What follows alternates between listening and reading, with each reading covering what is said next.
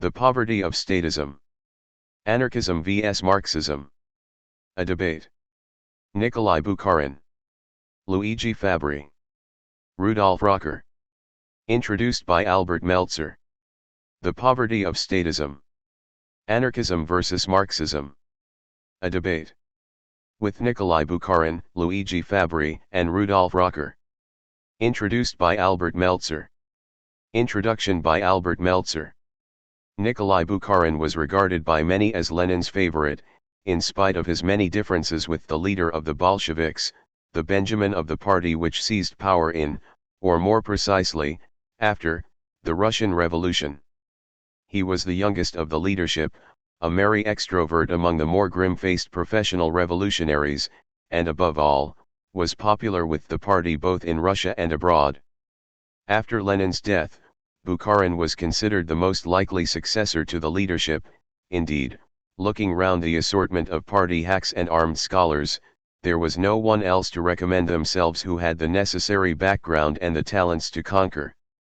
As against the vainglorious flamboyant Trotsky and the sinister Zinoviev, Bukharin impressed greatly, and above all, there was his undoubted popularity with all but a handful of the Central Committee, including the obscure Georgian, Stalin, whom nobody took very seriously at the time. However, the race is not always to the swift, and Stalin won, and by a quirk of fate future neo-Marxist generations made a cult of Trotsky, and forgot Bukharin. Bukharin, originally counted among the left Bolsheviks, and whose anti-statist arguments and conclusions Lenin drew upon for his famous State and Revolution, settled down after Lenin's death to resignation with Stalin's victory.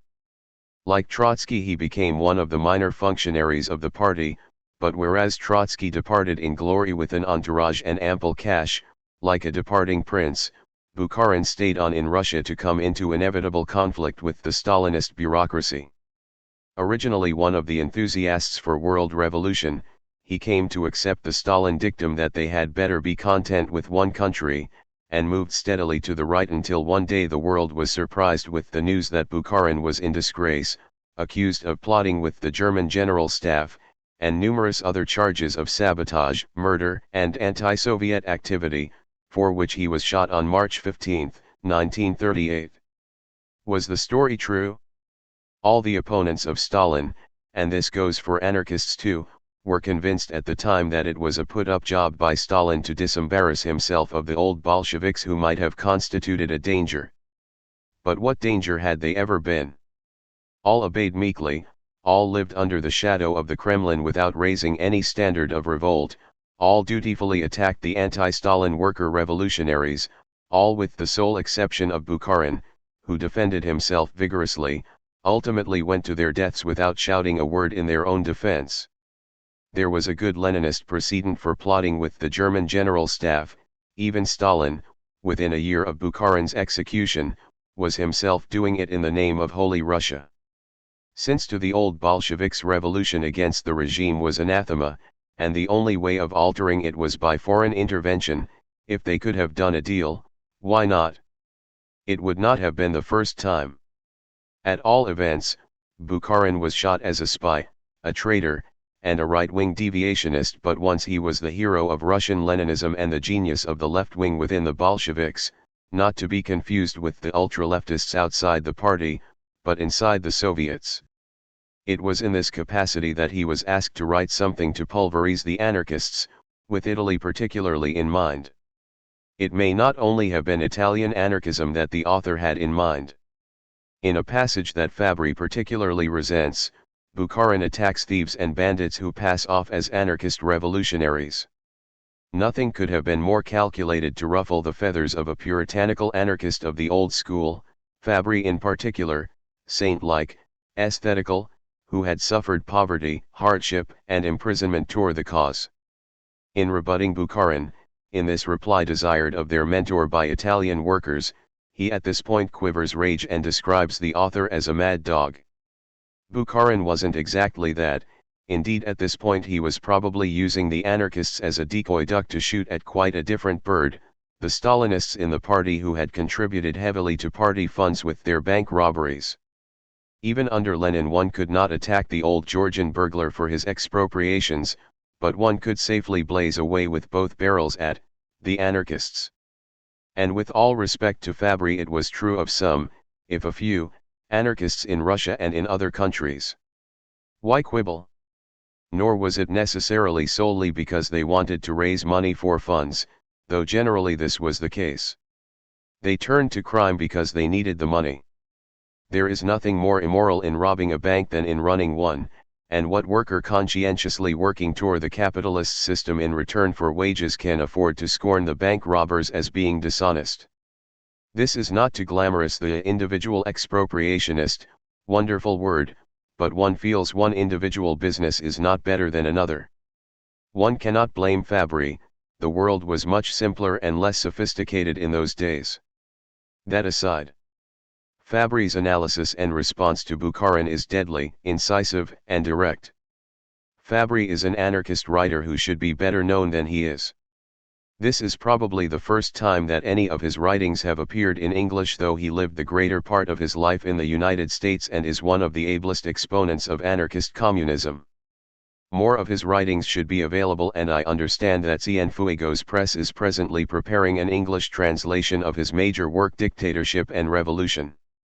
Like Alexander Berkman in Now and After, the ABC of Communist Anarchism, the second part of which has been widely distributed as the ABC of Anarchism, he makes it plain that state communism is one thing and anarchist communism quite another, that the Bolsheviks want communism imposed by force, the anarchists want it freely entered into. It is this view of the relationship of state communism to anarchist communism that led one Christian pacifist reviewer of the floodgates of anarchy 50 years later, to say with horror, we clearly wanted a sort of Soviet system without the state. Berkman and Fabbri would not, at least at that date, have seen this as distorted criticism. But Soviet communism has long since ceased to be any form of communism.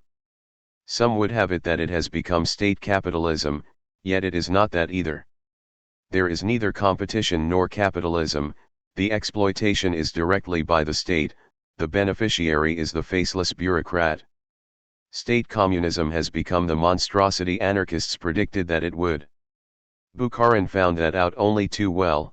It led him in despair to choose military, perhaps Nazi intervention as the only way out, or, in the only other possible version, it dragged all Russia down under the personal autocracy of one man, more despotic than any Tsar, who cravenly condemned all who approached him, in the manner of Sultan Abdul Hamid II.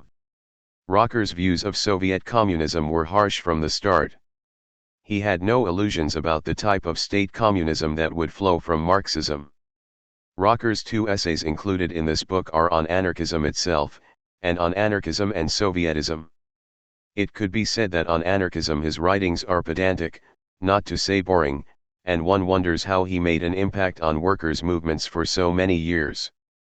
But his clear vision of the defects of a Marxist analysis excuses all, an analysis that has become revered by the student-inspired movement of today and has no relationship to life or to the working class.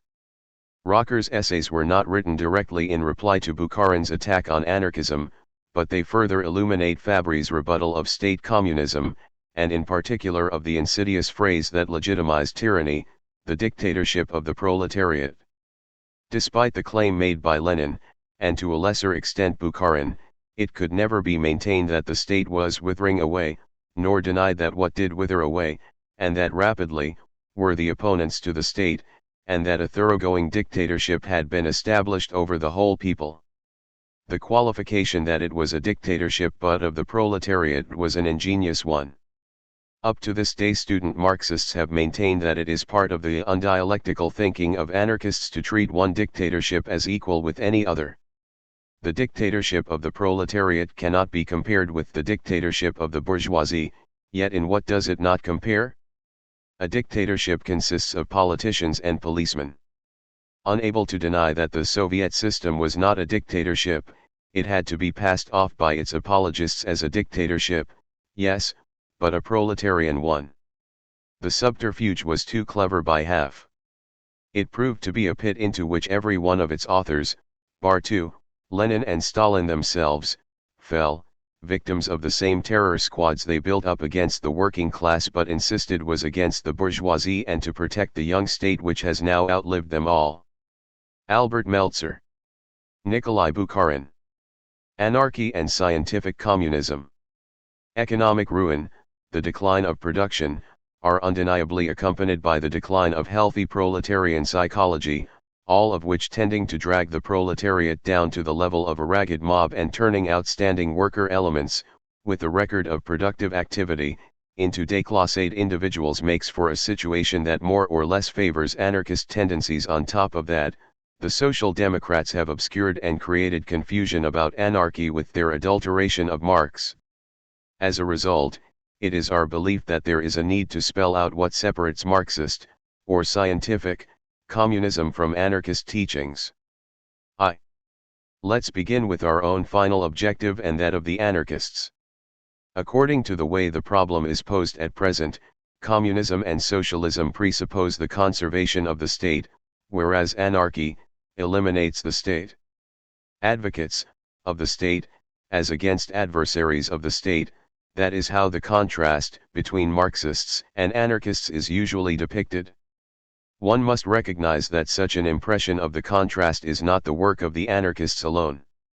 The Social Democrats are also very much to blame for it.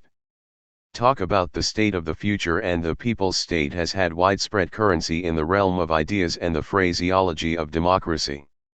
Furthermore, some Social Democrat parties always strive to lay special emphasis on their statist nature. The catchphrase of Austrian social democracy used to be "We are the true representatives of the state." Others spread that sort of thinking too, apart from the Austrian party. In a way, it was a commonplace at an international level, and still is to this day, insofar as the old parties have not yet been thoroughly liquidated. And of course this state learning has nothing to do with the revolutionary communist teachings of Marx. Scientific communism sees the state as the organization of the ruling class, an instrument of oppression and violence, and it is on these grounds that it does not countenance a state of the future. In the future there will be no classes, there will be no class oppression, and thus no instrument of that oppression, no state of violence.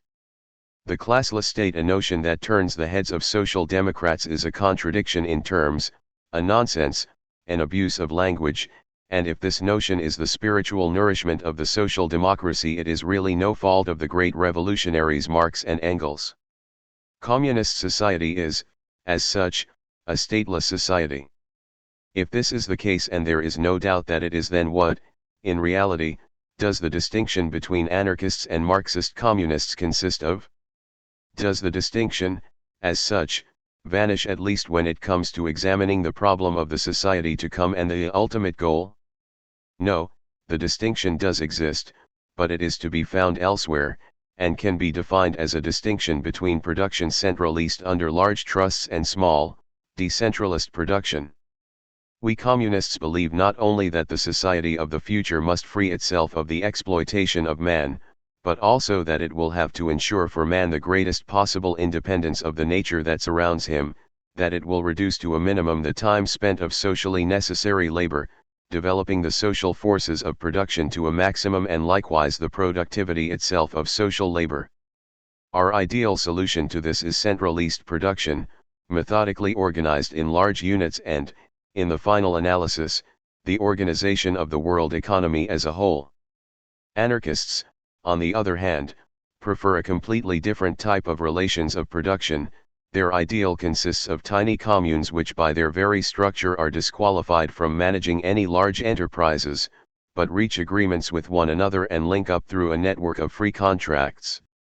From an economic point of view, that sort of system of production is clearly closer to the medieval communes, rather than the mode of production destined to supplant the capitalist system.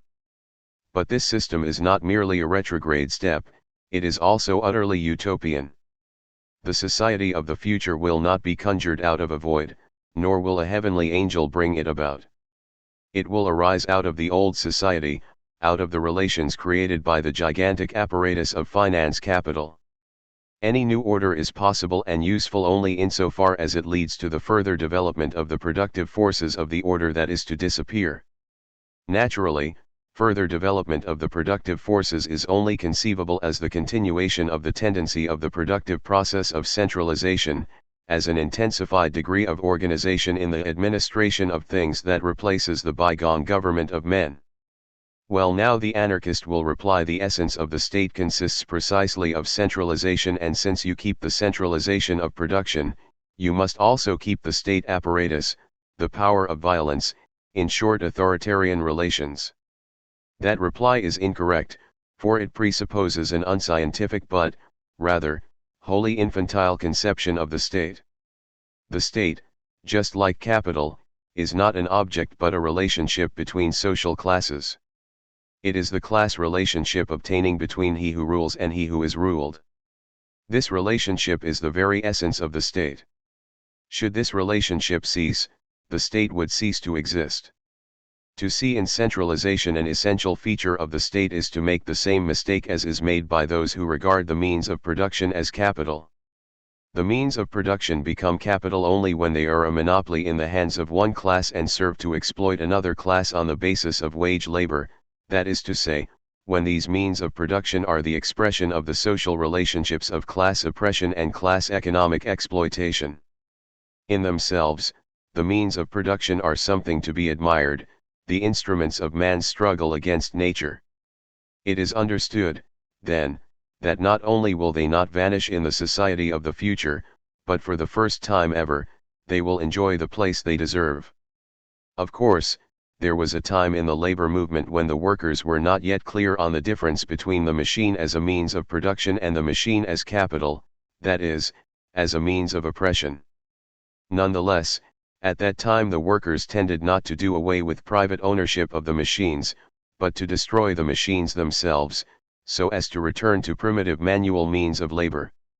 There is an analogy here with the position of anarchists who are class conscious on the centralization of production. Seeing that capitalist centralization is a method of oppression, they protest, in their simplicity, against all centralization of production in general. Their infantile naivete confuses the essence of the thing with its social, historical, outward form.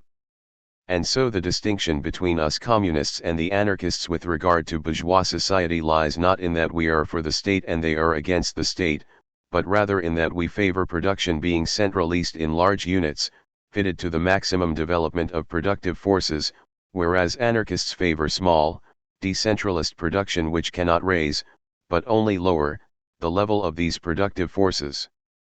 2. The second essential issue that divides communists and anarchists is their attitude to the dictatorship of the proletariat.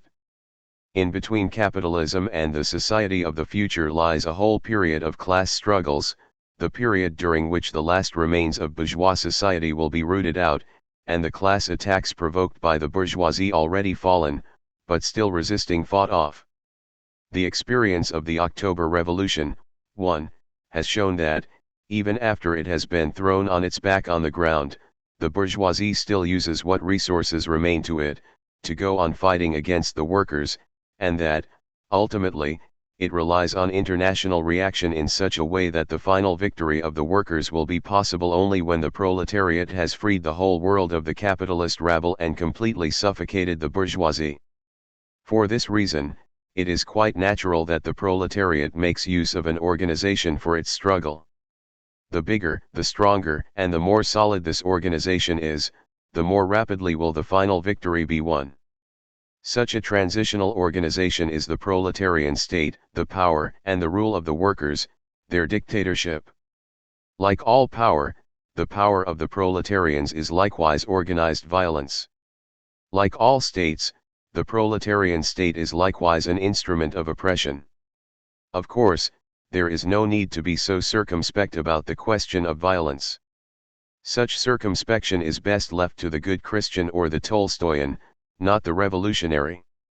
In coming down for or against violence, there is a need to see whom it is directed against. Revolution and counter-revolution are acts of violence in equal measure, but to renounce revolution for that reason would be nonsensical. The same thing applies when we come to the question of power and the proletariat's authoritarian violence. Certainly, this violence is a means of oppression, but one employed against the bourgeoisie. That implies a system of reprisals, but these reprisals in their turn are likewise directed against the bourgeoisie. Whenever the class struggle reaches its point of maximum tension and becomes civil war, one cannot go around talking about individual liberty, rather, one must talk about the need to systematically repress the exploiter class. The proletariat must choose between two things: either it crushes the dislodged bourgeoisie once and for all and defends itself against their international allies, or it does not. In the first instance, the work must be organized, conducted in a systematic fashion and taken as far as resources allow. To do this, the proletariat needs an organized force, whatever the cost. That force is the state power of the proletariat. Class differences do not vanish from the world at the stroke of a pen. The bourgeoisie does not vanish as a class after it loses political power.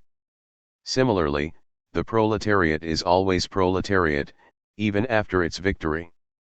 Of course, it has assumed its position as ruling class. It has to maintain that position or merge with the rest of society, which is profoundly hostile towards it. That is the problem as it arises historically, and there are no two ways of resolving it. The sole solution is this: as the motive force behind the revolution, the proletariat has a duty to hold on to its dominant position until it has succeeded in remolding other classes in its image. Then and only then the proletariat dismantles its state organization and the state dies out. The anarchists take a different stand on the question of this transitional period, and the difference between them and us boils down, in effect, to being for or against the proletarian common state, for or against the dictatorship of the proletariat. For anarchists, all power, let alone general power, is unacceptable whatever the circumstances, because it amounts to oppression even if directed against the bourgeoisie. For this reason, and at the current stage in the development of the revolution, anarchists are at one with the bourgeoisie and collaborationist parties in raising a furor against the power of the proletariat. Whenever anarchists cry out against the power of the proletariat, they cease to be the leftists or radicals they are usually labeled. On the contrary, they turn into bad revolutionaries, unwilling to lead an organized systematic class struggle against the bourgeoisie. In renouncing the dictatorship of the proletariat, they deprive themselves of the most valid weapon in the struggle.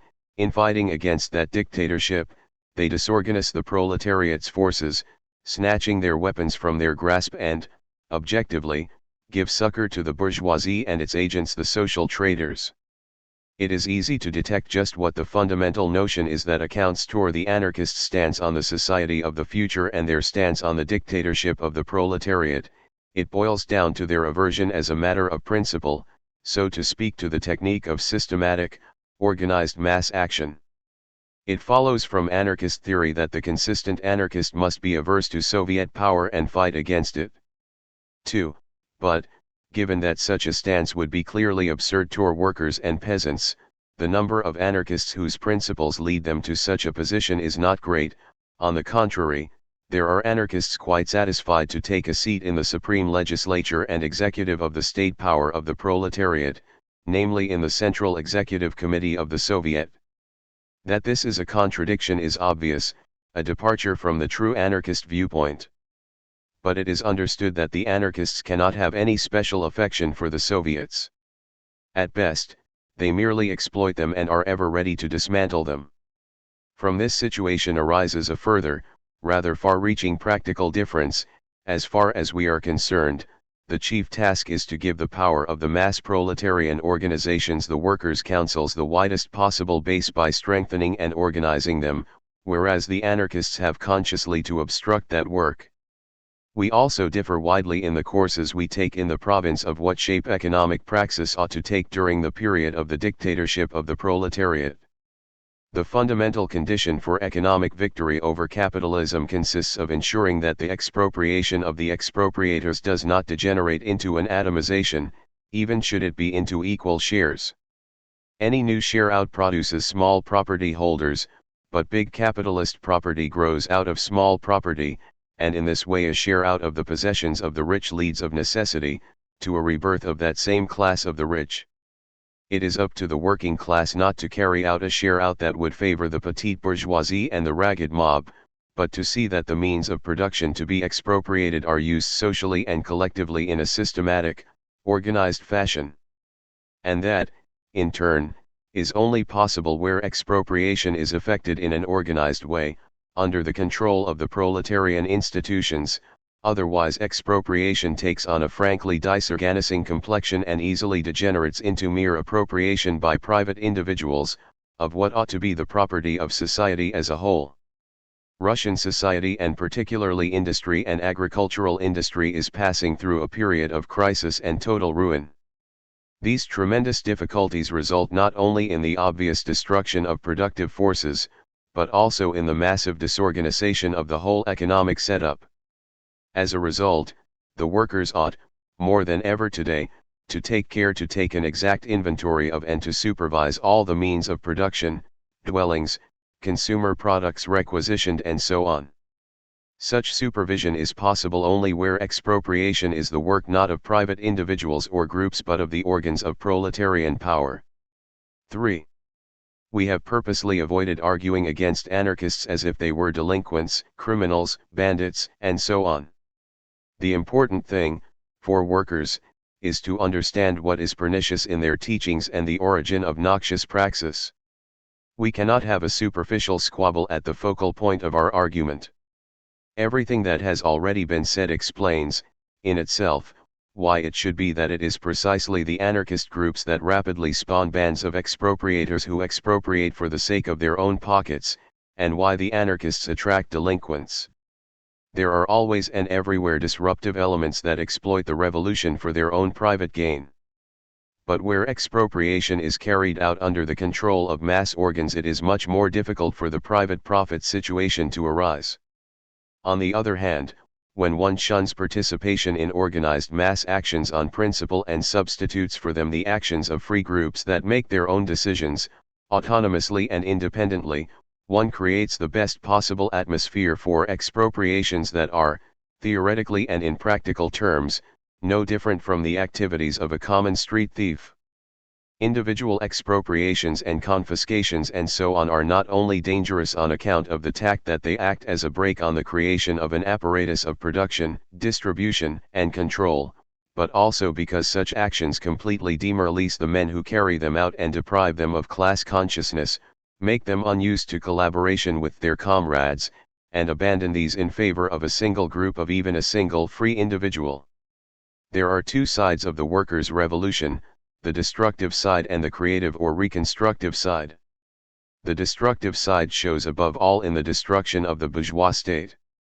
The social democratic opportunists claim that in no shape or form does the proletariat's capture of power mean the destruction of the capitalist state, but such a capture exists only in the minds of a few individuals. In reality, the capture of power by the workers can become a reality only through the destruction of the power of the bourgeoisie. The anarchists have a positive role to play in this labor of destroying the bourgeois state, but, in organic terms, they are incapable of creating a new world, and, on the other hand, once the proletariat has taken power, when the most urgent task is to build socialism, then anarchists have an almost exclusively negative role, harassing such constructive activity with their wildcat and disorganizing actions. Communism and communist revolution, that is the cause of the proletariat, of the productively active class, through the apparatus of large-scale production. As for all the other strata of the poor classes, they can only become agents of communist revolution whenever they protect the rear of the proletariat. Anarchy is the ideology, not of the proletariat, but of déclassé groups, inactive groups, lacking a connection with all productive labor.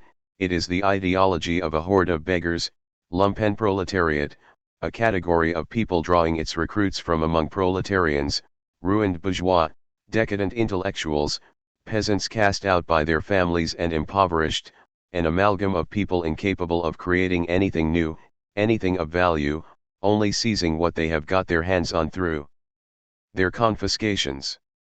Such is the social phenomenon of anarchy. Anarchy is the product of the disintegration of capitalist society. The complexion of this misery is brought about by the crumbling of social bonds, the transformation of people who were once members of a class into atomized individuals who no longer depend on any class, who live for themselves, do not work and who, to hold on to their individualism, acknowledge no organization. That is the misery produced by the barbaric capitalist regime. A class as healthy as the proletarian one cannot allow itself to catch the contagion of anarchy. Anarchy could emerge from one of its extremes only if that working class were to break up, and then as a sign of sickness. And the working class, struggling against its economic dissolution, must likewise fight against its ideological dissolution, the product of which is anarchy. Notes. 1. According to the Russian calendar, which is 13 days behind ours, November to us. Note by the Italian editors. 2. Here the author is referring to what happened in Soviet Russia, note by the Italian editors. Luigi Fabbri. Anarchy and Scientific Communism. The bourgeois phraseology of scientific communism. A short while ago, through the publishing firm of the Communist Party of Italy, a little 12-page pamphlet was issued by that superlative theoretician, as he was introduced to the public in the socialist and communist press, Nikolai Bukharin. It bore the pompous title Anarchy and Scientific Communism. Let us just have a look and see how much science there is in it. Bukharin does not set out any true notion of anarchism, any of the points in the anarchist communist program as they truthfully are, nor does he take the trouble to inform himself on anarchist thinking by drawing upon the primary sources of the anarchists' historical and theoretical literature. All he does is parrot well-worn clichés, talking without being careful to keep faith with what he has heard said, and allowing his imagination to run riot in relation to those facets of anarchism that he knows least about. It is impossible to find such a failure to comprehend the theory and tactics of anarchy since the superficial and untrustworthy hackwork of the bourgeoisie 30 or 40 years ago. When all is said and done, it is a rather banal and unimportant piece of writing. But it has been distributed in Italy through the good offices or a party most or whose members are proletarians, and it is presented to workers as a refutation of anarchism. The Italian publishers depict Bukharin's booklet as a work of admirable clarity that gives a definitive account of the inconsistency and absurdity of anarchist doctrine. So it is worth the trouble of showing how nothing can be more absurd, inconsistent, or ridiculous than the science of know-nothing with which he tries to discredit the notion of anarchy. On the other hand, Bukharin's pamphlet has furnished us with yet another opportunity to make propaganda for our views among the workers, who are our special target, our supreme occupation. We are certainly not trying to win over the author personally, or the publishers or his pamphlet, as this would be wasting our time. 1. If we are to spell out the emptiness and ignorance which prevails among those who style themselves scientific, it's always the most ignorant who feel the need to show off their academic credentials, bona fide or otherwise, then the phraseology they dress up in should be sufficient. Their terminology is like the pomp with which overbearing people surround themselves and the poses they strike, moving among folk in an arrogant fashion, saying, "Stand aside and let us through, woe betide anyone who falls to take his hat off to our excellence." And, in their boundless arrogance, they look down on all mere mortals as they speak, unaware that what they say to those they address is not only inane but also genuinely insulting, such as might be expected of some uneducated bumpkin. Listen, for instance, to the pompous terms in which Bukharin addresses the anarchists, throwing in their faces the fact that he is condescending to debate theories of which he is ignorant. We have purposely avoided arguing against anarchists as if they were delinquents, criminals, bandits, and so on. That is the line of Jesuits who teach one how to insult while pretending that it is not the intention. But saying that, he only concludes further on that the anarchist groups spawn those who expropriate for the sake of their own pockets, thieves if one likes, and that anarchists attract delinquents. What impudence! In their hatred toward rebel spirits, for all who have too much love of liberty to bow to their whims and kowtow before their impositions, whether in the labor movement today or in the revolution tomorrow. They do not shrink from taking the mudslinging, libelous activities of officialdom and of the bourgeois press as their model in attacking the anarchists. One would think one was reading police libels. And can all this rubbish, these worst clichés of crude slander, be summed up under the heading science? How can one conduct a debate like that? The anarchist organization lays no claim to being composed of superior beings. Naturally enough, its people have the foibles that all mortals share, and consequently, like any party, the anarchist organization too has its shortcomings, its deadweight, and there will always be individuals who seek to cloak their own morbid, antisocial tendencies with its colors. But no more so than is the case with other parties. Just the opposite. In fact, the worst forms of delinquency, the spawn of selfishness and ambition, the spirit of interest and greed shun anarchism, for the simple reason that in it there is little or nothing to gain and everything to loss. Take it from us, you scientific communists, that we could easily reply in kind to this sort of attack, were it not that we believe we would be demeaning ourselves and that there would be no point in so doing. It is not among the anarchists that one could most easily find those who, as Bukharin puts it, exploit the revolution for their own private gain, in Russia or outside it. As depicted by Bukharin, anarchy would be a product of the disintegration of capitalist society, some sort of contagion, spreading chiefly among the dregs of society, among atomized individuals outside any class who live only for themselves, who do no work, organically unable to create a new world or new values, proletarians, petit bourgeois, decadent intellectuals, impoverished peasants, and so on. What Bukharin takes to anarchy would not be an ideology of the proletariat, but rather a product of the ideological dissolution of the working class. The ideology of a horde of beggars. Elsewhere, too, he calls it the socialism of the mob, of an idle, vagrant proletariat. In another section of his anti-anarchist pamphlet, Bukharin dubs it the ragged mob. Believe me, readers, it is not a matter of exaggeration. All I have repeated up to now are word-for-word quotations, only shortened and condensed to considerations of space, enough, of course, to give an idea of what Bukharin sees as nothing less than the social basis of anarchy. However little they know about anarchism, workers reading us, even those least in sympathy with us, know enough to reach their own conclusions as to these extravagant simplifications. Russia is not the only place where there are anarchists, so the Italian workers need not mistake will-o'-the-wisps for lanterns or believe fairy tales about ogres and witches. Italy's proletarians, among whom the anarchists are everywhere rather numerous, are in a position to answer to us that there is no truth in all Bukharin's fantasies. Anarchism, while it does not claim to be the doctrine of the proletariat, it claims, rather, to be a human teaching, is de facto a teaching whose followers are almost exclusively proletarians, bourgeois, petits bourgeois, so-called intellectuals or professional people, etc., are very few and far between and wield no predominant influence. There are infinitely more of these wielding a predominant influence, in all those other parties which no doubt call themselves proletarian parties, not excluding the Communist Party. And, as a general rule, anarchist proletarians are not, in fact, an especially superior or interior sector. They work as other workers do, belong to all trades, can be found in small as well as big industry, in factories, among the artisans, in the fields, they belong to the same labor organizations as others do, and so forth. Naturally, there are anarchists among the lowest orders of the proletariat, too, among those whom Bukharin condescendingly labels the ragged mob, but that is by no means an exclusively anarchist phenomenon.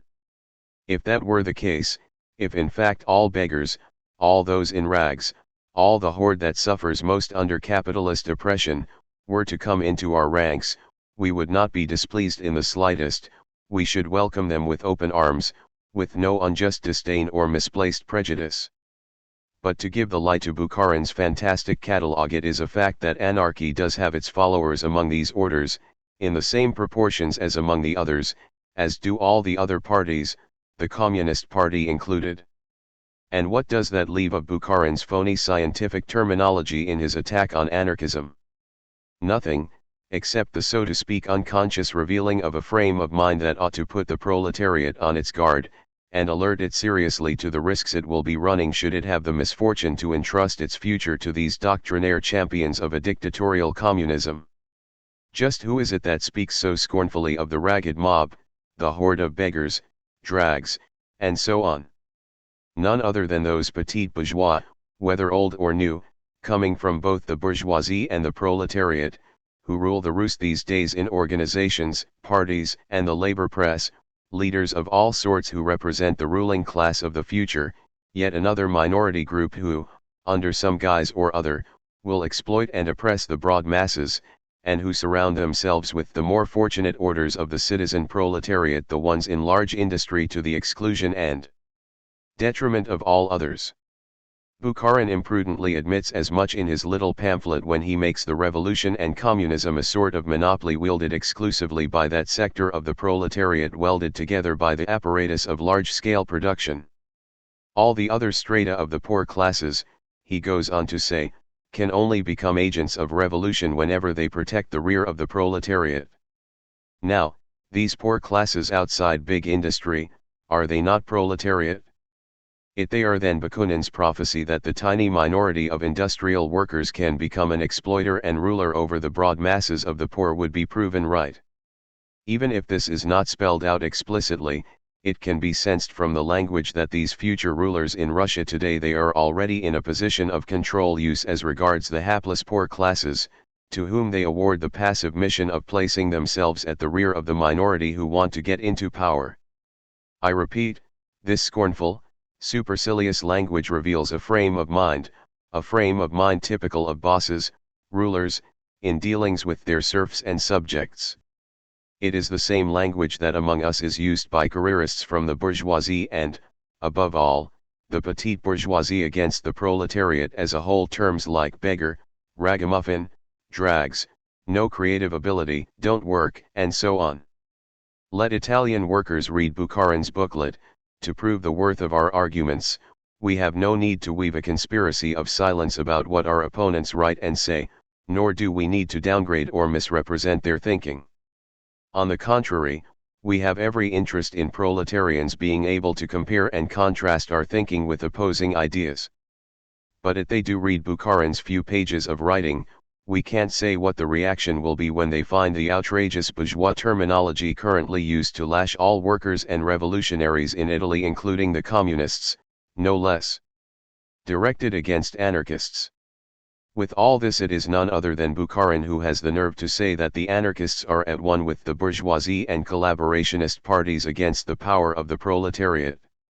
Naturally enough, Bukharin takes care to back up this claim defamation pure and simple with arguments and facts. The facts, the whole 50-year history of anarchism, the heroism of so many Russian anarchists killed since 1917 at the front, weapon in hand, in the defense of their country's revolution, all this goes to prove completely the opposite. Anarchists fight all power, all dictatorship, even should it wear the proletarian colors. But they have no need to join up with the bourgeois or go in for collaboration to do so, in Russia or anywhere else. Anarchists can take pride in the fact that theirs is everywhere the only organization that, at the cost of almost always being alone in doing so, has always since it first emerged, been implacably and intransigently opposed to any form of slate collaboration or class collaboration, never wavering from their position or enmity for the bourgeoisie. But we have not taken up our pen merely to debate and refute vacuous, libelous, and outrageous turns of phrase. There is also, in Bukharin's booklet, an attempt to discuss some ideas of anarchism, or ideas with which it is credited, and it is to this, however pathetic, aspect that we shall devote the bulk of this short piece of polemic and propaganda of ours, having less to do with Bukharin and more with the arguments alluded to here and there, keeping the discussion as impersonal as possible, and taking no further notice of the irritating, anti-revolutionary terms in which our opponent couches the few arguments he is able to muster. To the state and the centralization of production. For some time now, communist writers, and Bukharin especially among them, have been wont to accuse anarchists of a certain error, which anarchists on the other hand have always denied, and which, until recent times, could be laid exclusively at the door of the Social Democrats of the Second International, to wit that of reducing the whole point of issue between Marxism and anarchism into the question of the final objective of the abolition or non-abolition of the state in the socialist society of the future. At one time, democratic socialists who then, as the communists of today do, styled themselves scientific, affirmed the need for the state in the socialist regime and in so doing claimed to be Marxists. Until very recently, anarchist writers were more or less the only ones who exposed this as a misrepresentation of Marxism. Now, on the other hand, an effort is underway to make them jointly responsible toward that misrepresentation. At the International Socialist and Workers' Congress in London in 1896, where much thought was given to excluding anarchists, who, at that time, were alone in claiming the title of communists, from international congresses on the grounds that they did not accept the conquest of power as means or as end, it was none other than Enrico Malatesta who mentioned that originally anarchists and socialists had shared a common goal in the abolition of the state, and that on that particular issue, Marxists had parted company with the theories of Marx himself. Time without number, in the writings of anarchists, the well-known anarchistic construction Karl Marx placed upon socialism in 1872, in the midst of one of his most violent polemics with Bukharin, has been quoted. What all socialists understand by anarchy is this: once the aim of the proletarian movement, the abolition of classes, has been attained, the power of the state, which serves to keep the great majority of producers under the yoke of a numerically small exploiting minority, disappears, and the functions of government are transformed into simple administrative functions. 3. We do not find this Marxist notion of what anarchy is acceptable, for we do not believe that the state will naturally or inevitably die away automatically as a result of the abolition of classes. The state is more than an outcome of class divisions, it is, at one and the same time, the creator of privilege, thereby bringing about new class divisions. Marx was in error in thinking that once classes had been abolished the state would die a natural death, as it through lack of nourishment. The state will not die away unless it is deliberately destroyed, just as capitalism will not cease to exist unless it is put to death through expropriation. Should a state be left standing, it will create a new ruling class about itself, that is, if it chooses not to make its peace with the old one. In short, class divisions will persist and classes will never be finally abolished as long as the state remains. But here it is not a question of seeing how much there may be in what Marx thought concerning the end of the state. It is a fact that Marxism agrees with anarchism in foreseeing that communism is equivalent to the death of the state, only, according to Marxism, the state must die a natural death, whereas anarchism holds that it can only die a violent one. And, let us say it again, the anarchists have pointed this out in their polemics with the Social Democrats times without number from 1880 up to the present day. Authoritarian communists, while rightly critical of the social democratic idea, which they doubtless also credit, mistakenly as it happens, to anarchists, that the basic difference between socialism and anarchism is in the final goal of eliminating the state, make in their turn a mistake that is similar and perhaps more grave. They, and on their behalf Bukharin, maintain that the real difference between anarchists and state communists is this, that whereas the communists' ideal solution is centralist production methodically organized in large units, the anarchists' ideal consists of establishing tiny communes which, by their very structure, are disqualified from managing any large enterprises, but link up through a network of free contracts. 4. It would be interesting to learn in what anarchist book, pamphlet, or program such an ideal is set out, or even such a hard and fast rule. One would need to know, for instance, what structural inadequacies debar a small community from managing a large unit, and how free contracts or free exchanges and so on are necessary obstacles to that. Thus, state communists imagine that anarchists are for small-scale decentralist production. Why small-scale? The belief is probably that decentralization of functions always and everywhere means falling production, and that large-scale production, the existence of vast associations of producers, is impossible unless it is centrally managed from a single, central office, in accordance with a single plan of management. Now that is infantile.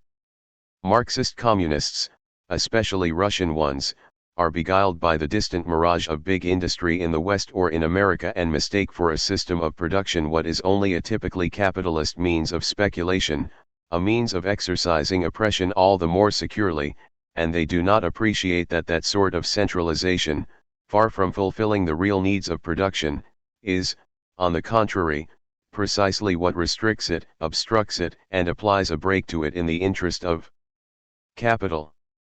Whenever dictatorial communists talk about necessity of production, they make no distinction between those necessities upon which hinge the procurement of a greater quantity and higher quality of products, this being all that matters from the social and communist point of view, and the necessities inherent in the bourgeois regime, the capitalist's necessity to make more profit even should it mean producing less to do so. If capitalism tends to centralize its operations, it does so not for the sake of production, but only for the sake of making and accumulating more money, something which not uncommonly leads capitalists to leave huge tracts of land untilled, or to restrict certain types of production, and even to destroy finished products. All these considerations aside, this is not the real point at issue between authoritarian communists and anarchist communists. When it comes to the material and technical method of production, anarchists have no preconceived solutions or absolute prescriptions, and bow to what experience and conditions in a free society recommend and prescribe. What matters is that, whatever the type of production adopted, it should be adopted by the free choice of the producers themselves, and cannot possibly be imposed, any more than any form is possible of exploitation of another's labor. Given basic premises like those, the question of how production is to be organized takes a back seat. Anarchists do not a priori exclude any practical solution, and likewise concede that there may be a number of different solutions at the same time, after having tried out the ones the workers might come up with once they know the adequate basis for increasingly bigger and better production. Anarchists are strenuously opposed to the authoritarian, centralist spirit of government parties and all statist political thinking, which is centralist by its very nature.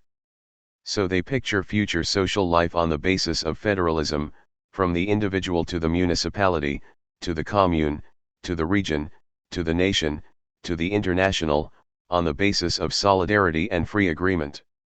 And it is natural that this ideal should be reflected also in the organization of production, giving preference as far as possible, to a decentralist sort of organization, but this does not take the form of an absolute rule to be applied everywhere in every instance. A libertarian order would in itself, on the other hand, rule out the possibility of imposing such a unilateral solution. To be sure, anarchists do reject the Marxists' utopian idea of production organized in a centralist way, according to preconceived, unilateral criteria regulated by an all-seeing central office whose judgment is infallible. But the fact that they do not accept this absurd Marxist solution does not mean they go to the opposite extreme, to the unilateral preconception of small communes which engage only in small-scale production attributed to them by the pens of scientific communism. Quite the opposite. From 1890 onwards, Kropotkin took as his point of departure the present condition of industries, where everything is interwoven and mutually dependent, where each aspect of production makes use of all the others, and pointed to some of the broadest national and international organizations of production, distribution, public services, and culture, as instances, duly modified, of possible anarchist communist organizations. The authoritarians of communism, sectarians and dogmatists that they are, cannot appreciate that others are not like them, hence they charge us with their own shortcomings. Our belief, in general terms, even when it comes to economic affairs, even though our hostility is focused mainly against its political manifestations, is that centralization is the least useful way of ruining things, the least suited to the practical requirements of social living. But that does not by any means prevent us from conceding that there may be certain branches of production, certain public services, some offices of administration or exchange, and so on, where centralization of functions is also needed. In which case no one will say a word against it. What matters for anarchists is that there should be no centralization of power. It is worth pointing out here that there will be no imposition on everyone by force, on the pretext that it answers a practical need, of any method that has the support of only the few. A danger that will be eliminated if all government authority, and every police body, which might impose itself by force and through its monopoly of armed violence, is abolished from the outset. To the neo-Marxist error of compulsory and absolute centralization, we do not oppose decentralization in all things by force, for that would be to go to the opposite extreme.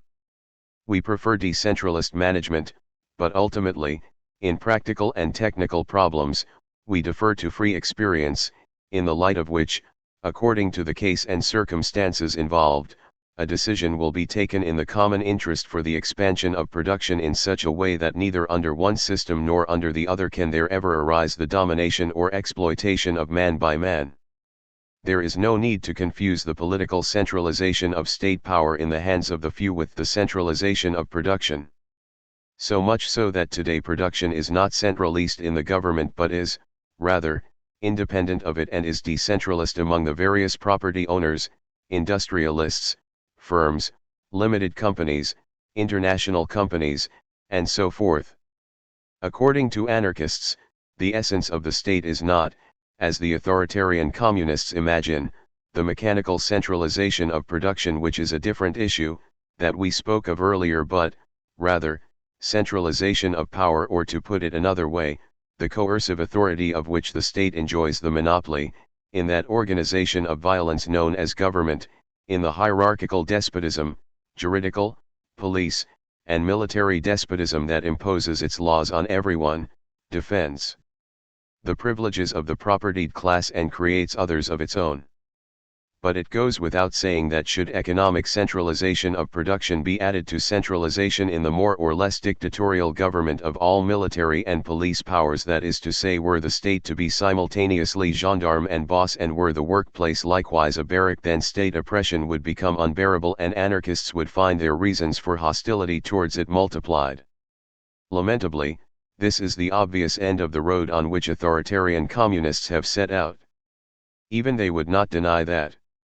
As a matter of fact, what do the communists want to carry into effect? What have they begun to construct in Russia? The most centralist, oppressive and violent dictatorship, statist and military. And what's more, they simultaneously entrust or intend to entrust the management of social resources aid production to this dictatorial state, which blows up state authority out of all proportion, transforming it moreover to the utter detriment of production, and which results in the establishment of a new privileged class or caste in place of the old one. Above all else to the detriment of production, that is worth emphasizing, and the Russian example has shown that we were not mistaken, for if Russia find herself in the throes of famine today, it is indeed due to the infamous blockade of Western capitalism and the exceptional drought, but the disorganizing impact of dictatorial bureaucratic, political, and military centralization have contributed mightily towards it. Authoritarian communists claim that they too wish the abolition of the state. We have known that claim since the days of Marx and Engels, but the belief or the intention is not enough. It is necessary to act consistently from the very outset. In contrast, the dictatorial communists, because of the way they run their movement and the direction they would like to impose on the revolution, set out along exactly the opposite road to the one that leads to the abolition of the state and to communism. They are heading straight for the strong and sovereign state of social democratic memory, towards a more arbitrary class rule, under which the proletariat of tomorrow will find itself constrained to make a fresh revolution. Let those communists who seriously want communism reflect on this fatal mistake that is undermining the very foundations of the whole edifice of the authoritarian communist parties, instead of wasting time fantasizing on the imaginary errors of anarchists, those who have every right to reply to the criticisms of these state worshippers of communism. Physician, heal thyself. 3. The provisional dictatorship and the state. The truly essential point at issue, separating authoritarian from libertarian communists, is just what form the revolution should take. Some say statist, anarchistic say others. It is fairly certain that between the capitalist regime and the socialist there will be an intervening period of struggle, during which proletariat revolutionary workers will have to work to uproot the remnants of bourgeois society, and it is fairly certain that they will have to play a leading role in this struggle, relying on the strength of their organization. On the other hand, revolutionaries and the proletariat in general will need organization to meet not just the demands of the struggle but also the demands of production and social life, which they cannot postpone. But if the object of this struggle and this organization is to free the proletariat from exploitation and state rule, then the role of guide, tutor, or director cannot be entrusted to a new state, which would have an interest in pointing the revolution in a completely opposite direction. The mistake of authoritarian communists in this connection is the belief that fighting and organizing are impossible without submission to a government, and thus they regard anarchists in view of their being hostile to any form of government, even a transitional one, as the foes of all organization and all coordinated struggle. We, on the other hand, maintain that not only are revolutionary struggle and revolutionary organization possible outside and in spite of government interference, but that, indeed, that is the only really effective way to struggle and organize, for it has the active participation of all members of the collective unit, instead of their passively entrusting themselves to the authority of the supreme leaders. Any governing body is an impediment to the real organization of the broad masses, the majority. Where a government exists, then the only really organized people are the minority that make up the government, and, this notwithstanding, if the masses do organize, they do so against it, outside it, or at the very least, independently of it. In ossifying into a government, the revolution as such would fall apart, on account of its awarding that government the monopoly of organization and of the means of struggle. The outcome would be that a new government battening on the revolution and acting throughout the more or less extended period of its provisional powers would lay down the bureaucratic, military, and economic foundations of a new and lasting state organization, around which a compact network of interests and privileges would, naturally, be woven. Thus in a short space of time what one would have would not be the state abolished, but a state stronger and more energetic than its predecessor, and which would come to exercise those functions proper to it, the ones Marx recognized as being such, keeping the great majority of producers under the yoke of a numerically small exploiting minority. This is the lesson that the history of all revolutions teaches us, from the most ancient down to the most recent, and it is confirmed before our very eyes, one might say by the day-to-day developments of the Russian Revolution. We need delay no longer on this issue of the provisional nature of dictatorial government. The harshest and most violent guise of authoritarianism would probably be temporary, but it is precisely during this violent stage of absorption and coercion that the foundations will be laid for the lasting government or state of tomorrow. On the other hand, even the communists themselves are mightily distrustful of the temporariness of dictatorship. Some time ago Radek and Bordiga were telling us how it would last a generation, which is quite a long time.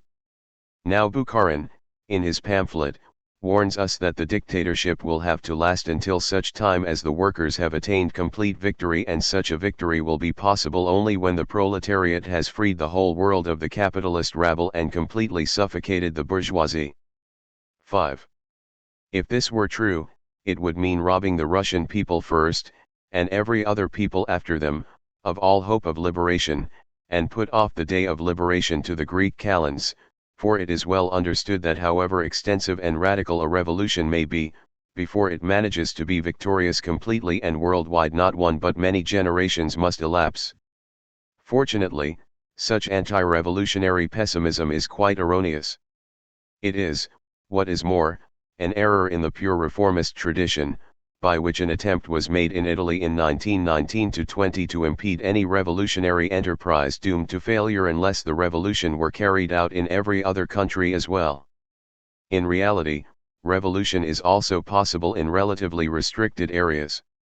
Limitation in space implies a limitation in intensity, but the working class will still have won a measure of emancipation and liberty worthy of the efforts made, unless it makes the mistake of emasculating itself, by which we mean relying upon the good offices of a government, instead of relying solely on itself, on its own resources, its own autonomous organization.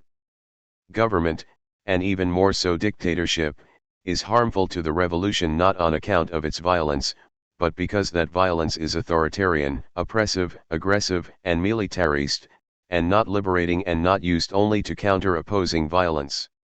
Violence is revolutionary whenever it is employed to free ourselves from the violent oppression of those who exploit us and lord it over us. Almost as soon as it is organized, in its turn, on the ruins of the old power, as government violence, dictatorial violence, it becomes counter-revolutionary. But, we are told, it is necessary to look and see against whom government violence is employed. Certainly, it starts out being used against the old power, to thwart the wishes of those who seek vengeance, against foreign powers attacking its territory with a view of either stifling the revolution or exploiting the momentary chaos to gratify their own imperialistic ambitions. But as the new power goes on consolidating its position, the old enemies take second place. It even allows them a certain license, seeking contact and relations with foreign powers, and calling upon the generals and industrialists of the old regime to work hand in hand with it, and, ever more frequently and ever more severely, the mailed fist of dictatorship is turned against the proletariat itself, in whose name that dictatorship was set up and is operated. Likewise, the actions of the present Russian government have shown that in real terms, and it could not be otherwise, the dictatorship of the proletariat means police, military, political and economic dictatorship exercised over the broad mass of the proletariat in city and country by the few leaders of the political party. The violence of the state always ends up being used against its subjects, of whom the vast majority are always proletarians. But, they remonstrate, class differences do not vanish from the world at the stroke of a pen. The bourgeoisie as a class does not vanish after it loses political power, and the proletariat is always proletariat even after its victory, after it succeeds to the position of ruling class. 6. The proletariat is always proletariat. Oh. Then what becomes of the revolution? This is precisely the essence of the Bolshevik error, of the new revolutionary Jacobinism, in conceiving of the revolution, from the outset, as a merely political act, the mere stripping of the bourgeois of their governmental powers to replace them with the leaders of the Communist Party, while the proletariat remains proletariat, that is to say, deprived of everything and having to go on selling its labor for an hourly or daily wage if it is to make a living. If that happens, it is the expected failure of the revolution. Sure, class differences do not vanish at the stroke of a pen, whether that pen belongs to the theoreticians or to the pen pushers who set out laws and decrees.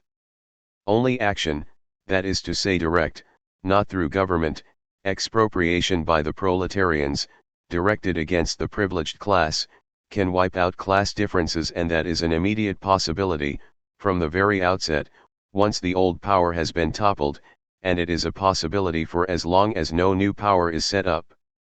If, before proceeding with expropriation, the proletariat waits until a new government emerges and becomes strong, it risks never attaining success and remaining the proletariat forever, that is to say, exploited and oppressed forever.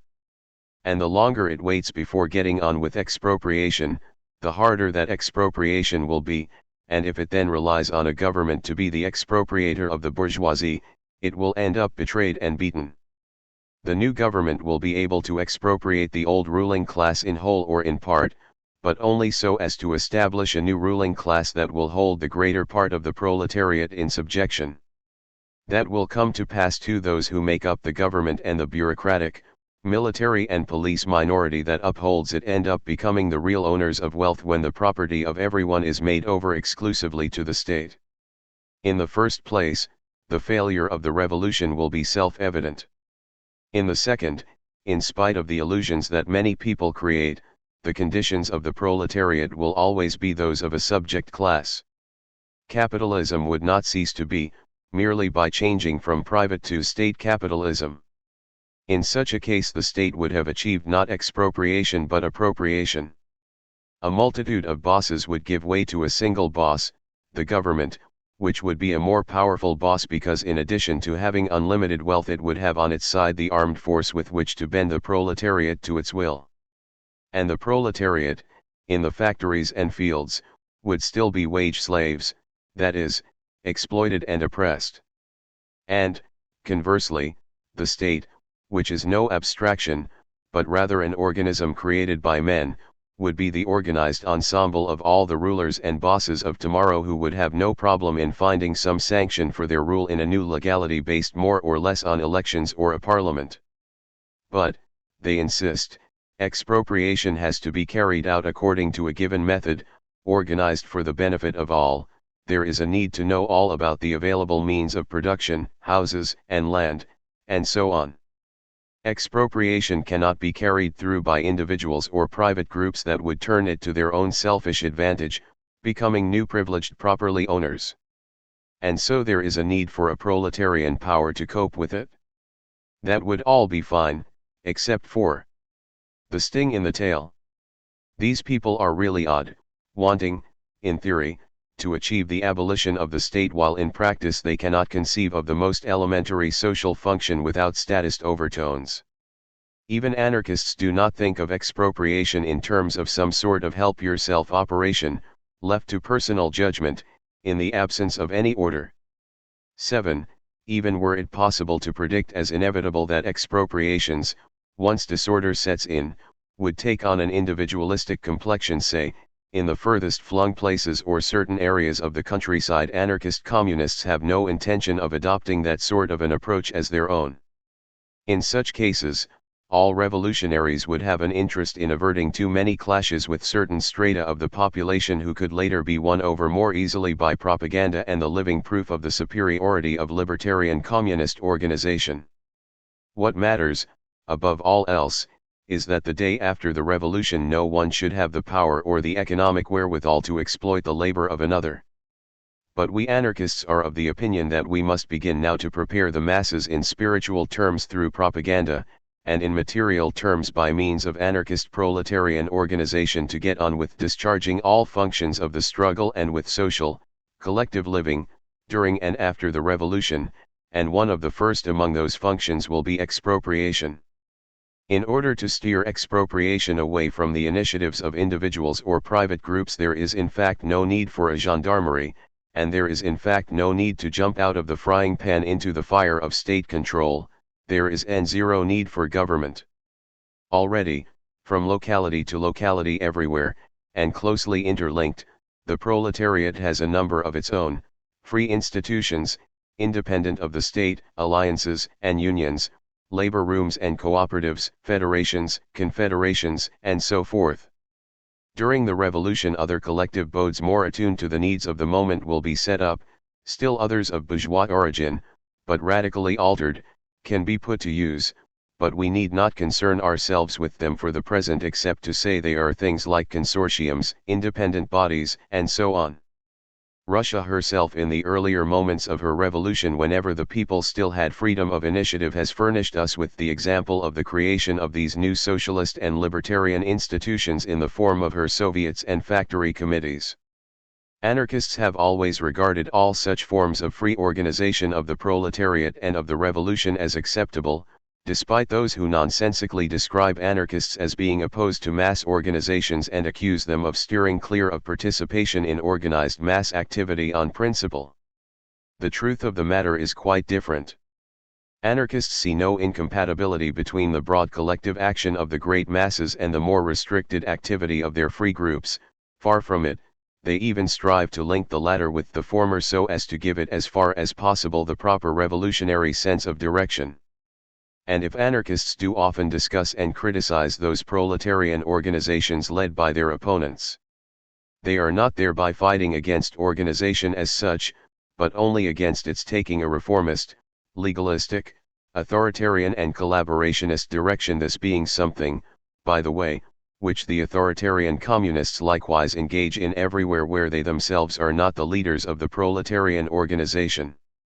Some dictatorial communist writers, taking up the old social democrats' fable that the anarchists want only to destroy and not to rebuild, and that they are thus opponents of mass organization, reach the conclusion that by taking an interest in the Soviets in Russia, anarchists are being inconsistent with their ideas and that it is merely a tactic to exploit the Soviets and disorganize them.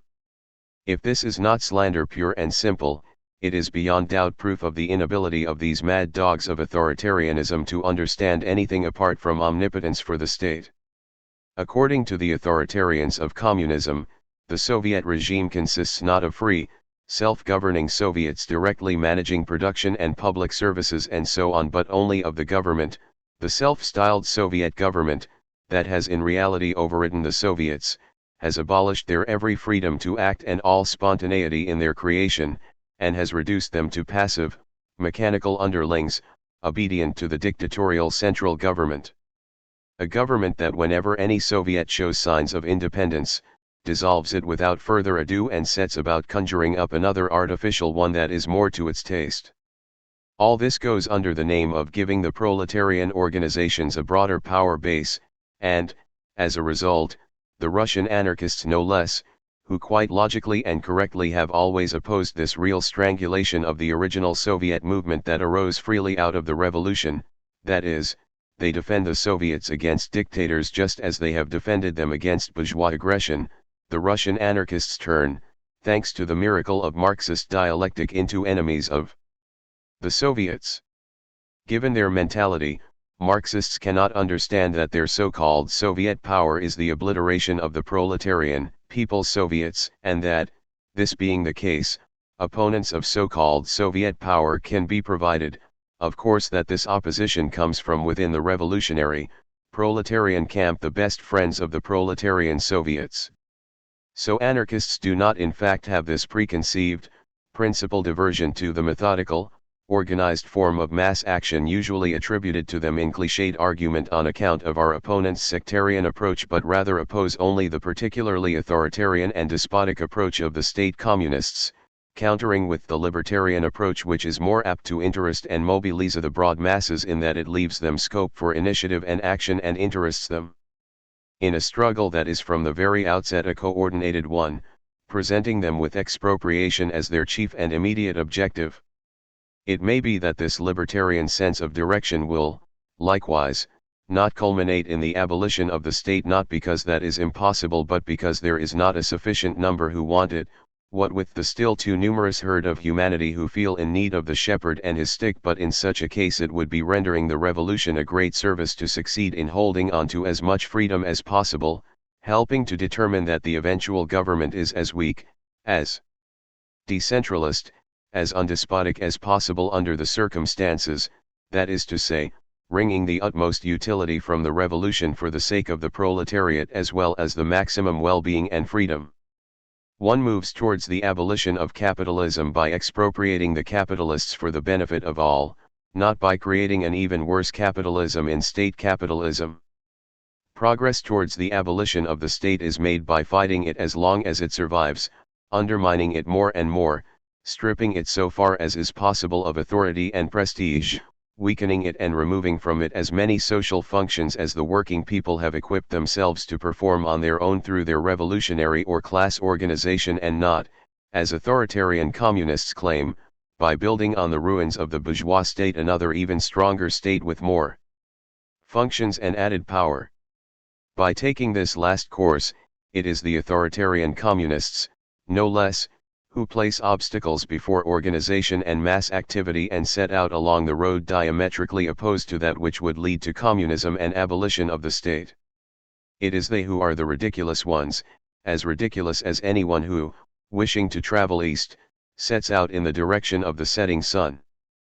For anarchy and communism, there is a bad habit that we must react against. It is the habit that authoritarian communists have had for some time now, that of setting communism against anarchy, as if the two notions were necessarily contradictory, the habit of using these two words communism and anarchy as if they were mutually incompatible and had opposite meanings. In Italy, where for something over 40 years these words have been used together to form a single term in which one word complements the other, to form the most accurate description of the anarchist program, this effort to disregard such an important historical tradition and, what is more, turn the meanings of the words upside down, is absurd and can only serve to create confusion in the realm of ideas and endless misunderstandings in the realm of propaganda.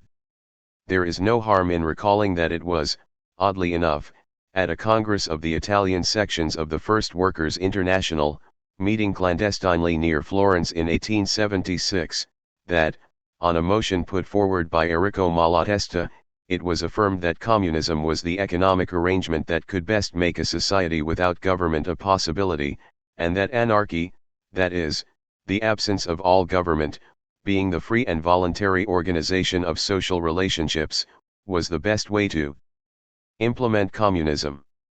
One is effectively the guarantor the other and vice versa. Hence the concrete formulation of anarchist communism as an ideal and as a movement of struggle. We have indicated elsewhere, 8, how in 1877 the Arbeiterzeitung of Bern published the statutes of a German-speaking anarchist communist party, and how in 1880 the Congress of the Internationalist Federation of the Jura et Choses de France gave its approval to a memorandum from Carlo Cafiero on anarchy and communism, in the same sense as before. In Italy at the time anarchists were more commonly known as socialists, but when they wanted to be specific they called themselves, as they have done ever since, even to this day, anarchist communists. Later Pietro Gori used to say that socialism, communism, would constitute the economic basis of a society transformed by a revolution such as we envisaged, while anarchy would be its political culmination. As specifications of the anarchist program, these ideas have, as the saying used to go, acquired rights of citizenship in political language from the time when the First International was in its death throes in Italy, 1880–2.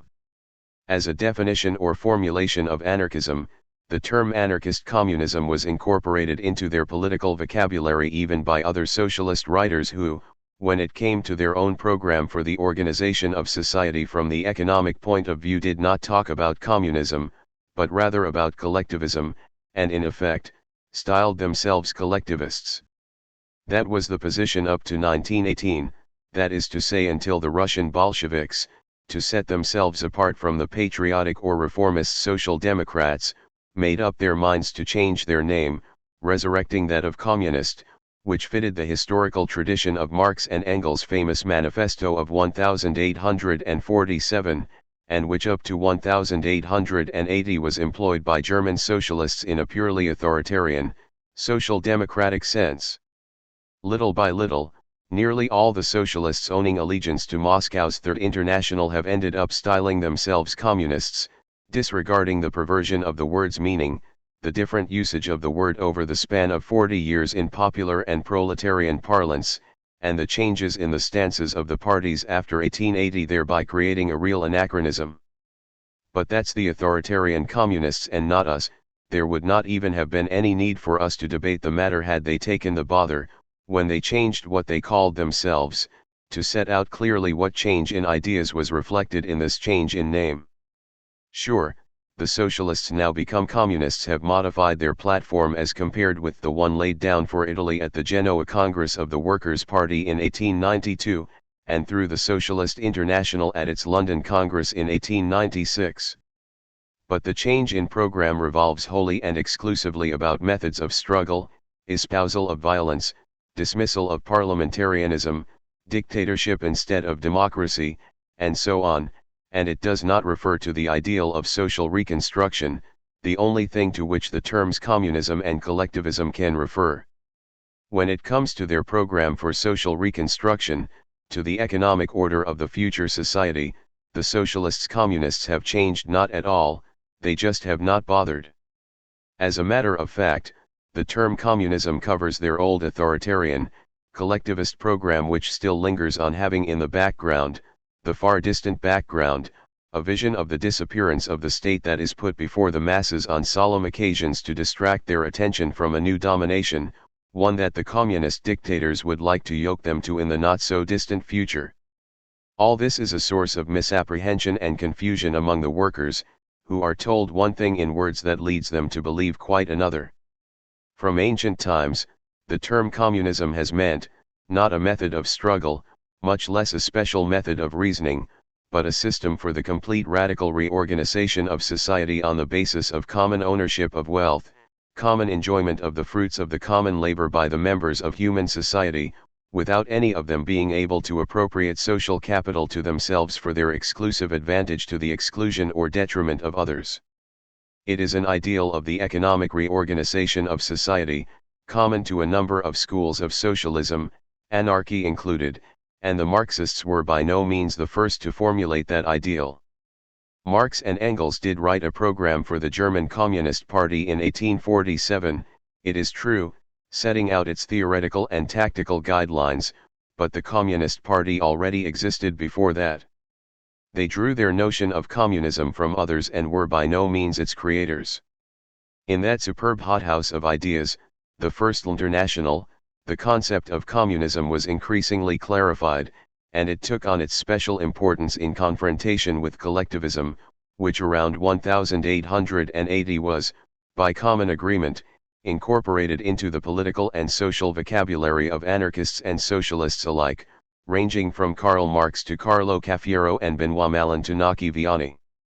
From that time forward, the word communism has always been taken to mean a system toward the production and distribution of wealth in a socialist society, the practical guidelines for which were set down in the formula, from each according to his resources and ability to each according to his needs. 9. The communism of anarchists, built on the political terrain of the negation of the state, was and is understood to have this meaning, to signify precisely a practical system of socialist living after the revolution, in keeping with both the derivation of the word and the historical tradition. In contrast, what the neo-communists understand by communism is merely or mostly a set of methods of struggle and the theoretical criteria they stand by in discussion and propaganda. Some talk of violence or state terrorism that has to be imposed by the socialist regime, others want the word communism to signify the complex of theories that are known as Marxism, class struggle, historical materialism, seizure of power, dictatorship of the proletariat, etc., still others quite purely and simply a method of philosophical reasoning, like the dialectical approach. So some harnessing together words that have no logical connection between them call it critical communism while others opt for scientific communism. As we see it, they are all mistaken, for the ideas and tactics mentioned above can be shared and used by communists too, and be more or less made compatible with communism, but they are not in themselves communism, nor are they enough to set it apart, whereas they could very well be made compatible with other, quite different systems, even those contrary to communism. If we want to amuse ourselves with word games, we could say that there is quite a lot to the doctrines of authoritarian communists, but what is most strikingly absent is nothing other than communism. Let it be clearly understood that in no way do we dispute the right of authoritarian communists to adopt whatever title they see fit, whatever they like, and adopt a name that was our exclusive property for almost half a century and that we have no intention of giving up. It would be ridiculous to contest that right. But whenever the neo-communists come to discuss anarchy and hold discussions with anarchists, there is a moral obligation on them not to pretend they know nothing of the past, and they have the basic duty not to appropriate that name to such a degree as to monopolize it, to such a degree that an incompatibility is created between the term communism and the term anarchy that is artificial and false. Whenever they do these things, they reveal themselves to be devoid of all sense of political honesty. Everyone knows how our ideal, expressed in the word anarchy, taken in the programmatic sense of a socialism organized in a libertarian way, has always been known as anarchist communism. Almost all anarchist literature has, since the end of the First International, belonged to the communist school or socialism. Up until the outbreak of the Russian Revolution in 1917, the two chief schools into which socialism was divided were, on the one hard, legalistic, statist collectivism, and, on the other, anarchist, and revolutionary communism. What number of polemics, between 1880 and 1918, have we not engaged in with the Marxist socialists, today's neo-communists, in support of the communist ideal as against their German barrack room collectivism? And so, their ideal view of the reorganization to come has remained the same, and its authoritarian overtones have even become more pronounced. The only difference between the collectivism that we criticized in the past and the dictatorial communism of today is a tactical one and a slight theoretical difference, and not the question of the immediate goal to be reached. True, this links up with the state communism of the pre-1880 German socialists, the Volksstaat or People's State, against which Bakunin directed such vitriolic criticism, and likewise the government socialism of Louis Blanc, so brilliantly demolished by Proudhon. But the connection with the revolutionary statist approach is only on the secondary level of politics, and not on the level of its particular economic viewpoint, that is, the organization of production and the distribution of the products, of which Marx and Blanc had a rather broader, more general view than their latest heirs. In contrast, the dichotomy is not between anarchy and a more or less scientific communism, but rather between authoritarian or state communism, rushing headlong towards a despotic dictatorship, and anarchist or anti-state communism with its libertarian vision of revolution. If one has to talk about contradiction in terms, it must be not between the term communism and the term anarchy, which are so compatible that the one is not possible in the absence of the other, but rather between communism and state. Where there is state or government, no communism is possible. At least, it is so difficult to reconcile them, and so demanding of the sacrifice of all human freedom and dignity, that one can surmise that it is impossible when today the spirit of revolt, autonomy, and initiative is so widespread among the masses, hungering not only for bread but also for freedom. V. The Russian Revolution and the anarchists. When they run out of arguments against our unshakable reasoning, the parting shot authoritarian communists loose at us is to portray us as enemies of the Russian Revolution. From our position of fighting against the dictatorial conception of revolution, a position we share with our Russian comrades, to back up our arguments we cite the baneful results of the dictatorial direction of revolutionary Russia, and hold up to the light the grave errors of the government there. In this sense alone are we fighting against the Russian Revolution. This is more than a question of unfair accusations, it is at once a lie and a slander. The cause of the revolution is the cause of freedom and justice, in a practical and not in any abstract sense, that is to say, if it is the cause of the proletariat and its emancipation from all political and economic servitude, all state or private exploitation and oppression, if the revolution is the cause of social equality, then it is with justice that we can insist that the only ones still faithful today to the Russian Revolution, the revolution made by the working people of Russia, are the anarchists.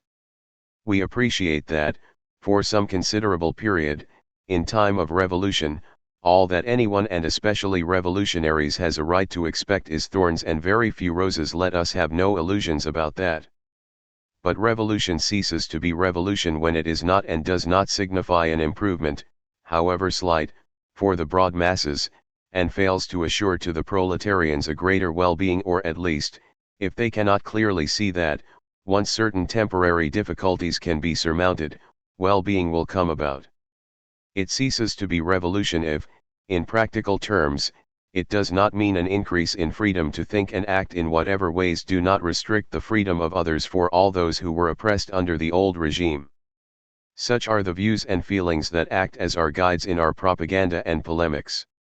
In no way are propaganda and polemic prompted by a spirit of sectarianism, much less by a spirit of competition or by personal interest, and we do not in the least engage in them as an exercise in criticism and doctrinarism. Rather, we are aware of fulfilling a double obligation, of immediate political relevance. On the one hand, the study of the Russian Revolution, the shedding of light on the errors made by those in government, and the criticism of the Bolshevik system that won the day are, as far as we are concerned, a duty imposed by political solidarity with our Russian comrades who, because they share our thinking and hold our point of view which, we believe, are the thoughts and viewpoint most compatible with the interests of the revolution of the proletariat, are deprived of all liberty. Persecuted, imprisoned, exiled, and, some of them, put to death by that government. On the other hand, we have a duty to show up the Bolshevik error, so that if a similar crisis arose in the Western countries the proletariat would take care not to send out along a road, to take a direction that we now know from first-hand experience means the wrecking of the revolution. If that is what we think, if we are deeply convinced that that is the case and our opponents cannot doubt it, for there are no other interests or strong feelings that could turn our mind away from such an undertaking, then it is our duty, as anarchists and revolutionaries, to break our silence. But does all that mean that we are against the Russian Revolution? The Russian Revolution is the most earth-shaking event of our day. Brought on and made easier by an enormous cause, the World War, it has surpassed that World War in magnitude and importance. Had it managed, if it manages or should it manage in the future as, in spite of everything, we still hope to break the bonds of wage slavery that bind the working class, or should the advances made by earlier revolutions be expanded to include economic and social equality, freedom for all in fact as well as in theory, that is to say with the material possibility of enjoying it, then the Russian Revolution will surpass in historical importance even the French Revolution of 1789–93. If the World War failed to extinguish all hope of resurrection by the oppressed people of the world, if despite it men are not to be set back centuries to the animal existence of their ancestors, but only a little way, it is beyond dispute that we owe it to the Russian Revolution. It is the Russian Revolution that has raised the moral and ideal values of humanity and which has impelled our aspirations and the collective spirit of all peoples forwards towards a higher humanity. In that sad dawn of 1917, while the whole world seemed to be rushing headlong into horror, death, falsehood, hatred, and blackest obscurity, the Russian Revolution suddenly flooded those of us who were suffering from that endless tragedy with the searching light of truth and brotherhood, and the warmth of life and love began to flow again along withered veins to the parched hearts of the Workers' International. For as long as that memory persists, all the peoples of the earth will be obliged to the Russian people for an effort that, not only in Russia and Europe but in the most distant corners of the globe inhabited by men, succeeded in lifting the hopes of the oppressed. We absolutely do not conceal the cost of the Russian people's feat in terms of fatigue, heroism, sacrifice and martyrdom. We anarchists have not followed the progress of the revolution with mental reservations or in a spirit of sectarianism. We never talked this way, in public or in private, up till now, but no more. So long as the revolution was moving forward we did not concern ourselves with whichever party it was that won the most fame. Then no one, or practically no one, spoke of the Russian anarchists. We knew and later news proved we were right that they must be in the forefront of the battle, unknown but nonetheless important factors in the revolution. And for us that was enough. We have no partisan interests, nor have we any need to exploit our fallen to secure privileges for the future, and for that reason our silence on the work of our comrades did not dampen our joy. And, between the months of March and November, before they seized power, and even for a few months after they had, until bitter experience confirmed what our doctrine had given us an inkling of in advance, the Bolsheviks seemed to be the most energetic foes of the old oppressors, of the war policy, of all truck with the bourgeoisie, and fought against democratic radicalism with its roots in capitalism and, along with it, against the social patriots, reformists, right socialist revolutionaries and Mensheviks, and later, when after a little hesitation they cooperated to scatter to the winds the equivocation of the Constituent Assembly, the anarchists, without any senseless rivalry, stood at their side. They stood at their side ideally, spiritually, outside Russia and, more practically, in the sphere of propaganda and political activity against the slander and calumnies of the bourgeoisie.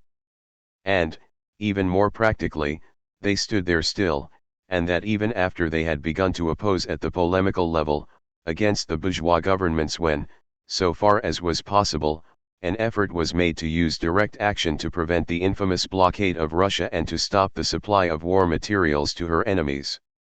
Every time the interests of the revolution and the Russian people seemed to be at stake, the anarchists held their ground, even when they knew that they could indirectly be giving help to their opponents. The same thing, on a much larger scale, with a greater expenditure of energies and more sacrifices in ruthless armed struggle, happened inside Russia where our comrades have been fighting for the revolution against Tsarism since before 1917, with dogged opposition to the war and after that with weapons in hand in March, then later against bourgeois democracy and social reformism in July and October, fighting at last on all fronts, giving up their lives in the fight against Yudenich, Denikin and Rudolf, against the Germans in Riga, the English in Archangel, the French in Odessa and the Japanese in Siberia. Many of them, and this is not the place to see if or to what extent they were mistaken in so doing, have collaborated with the Bolsheviks in internal civil or military organization, wherever they could, with least conflict with their own conscience, to the advantage of the revolution. And if today Russian anarchists are among the opposition inside Russia and fight against Bolshevik policy and the Bolshevik government, all they are doing is pressing on a heroic few with the struggle for revolution begun in March 1917. Not only is today's government not the Russian Revolution, but also it has become its very negation. On the other hand, that was inevitable by virtue of the fact that it is a government. Not only does fighting the Russian government, at the level of polemic, with revolutionary arguments that have nothing in common with the arguments of the revolution's enemies, not only does this not matter one a foe of the revolution, but it defends it, clarifies it, and frees it of the stains which the bulk of the public sees in it, stains that are not of it, but come from the government party, the new ruling caste that is growing, parasite-like on its trunk, to the detriment of the great bulk of the proletariat. This in no way prevents us from understanding the grandiosity of the Russian Revolution, and appreciating the renewal it has meant for a good half of Europe. The only thing we oppose is the claim of a single party to monopolize the credit and the benefits of such an enormous event, which they certainly did have a hand in, but in a proportion one might reasonably expect from their numbers and organization. The Russian Revolution was not the work of a party, it was the work of a whole people, and the people are the real leading actors of the real Russian Revolution. The grandeur of the revolution comes not in the form of government ordinances, laws, and military feats, but in the form of the profound change wrought in the moral and material life of the population. That change is irrefutable. Tsarism in Russia has died, and with it a whole endless series of monstrosities. The old noble and bourgeois ruling class is destroyed, and along with it many things, from the roots up, especially a lot of prejudices, the removal of which was once thought impossible.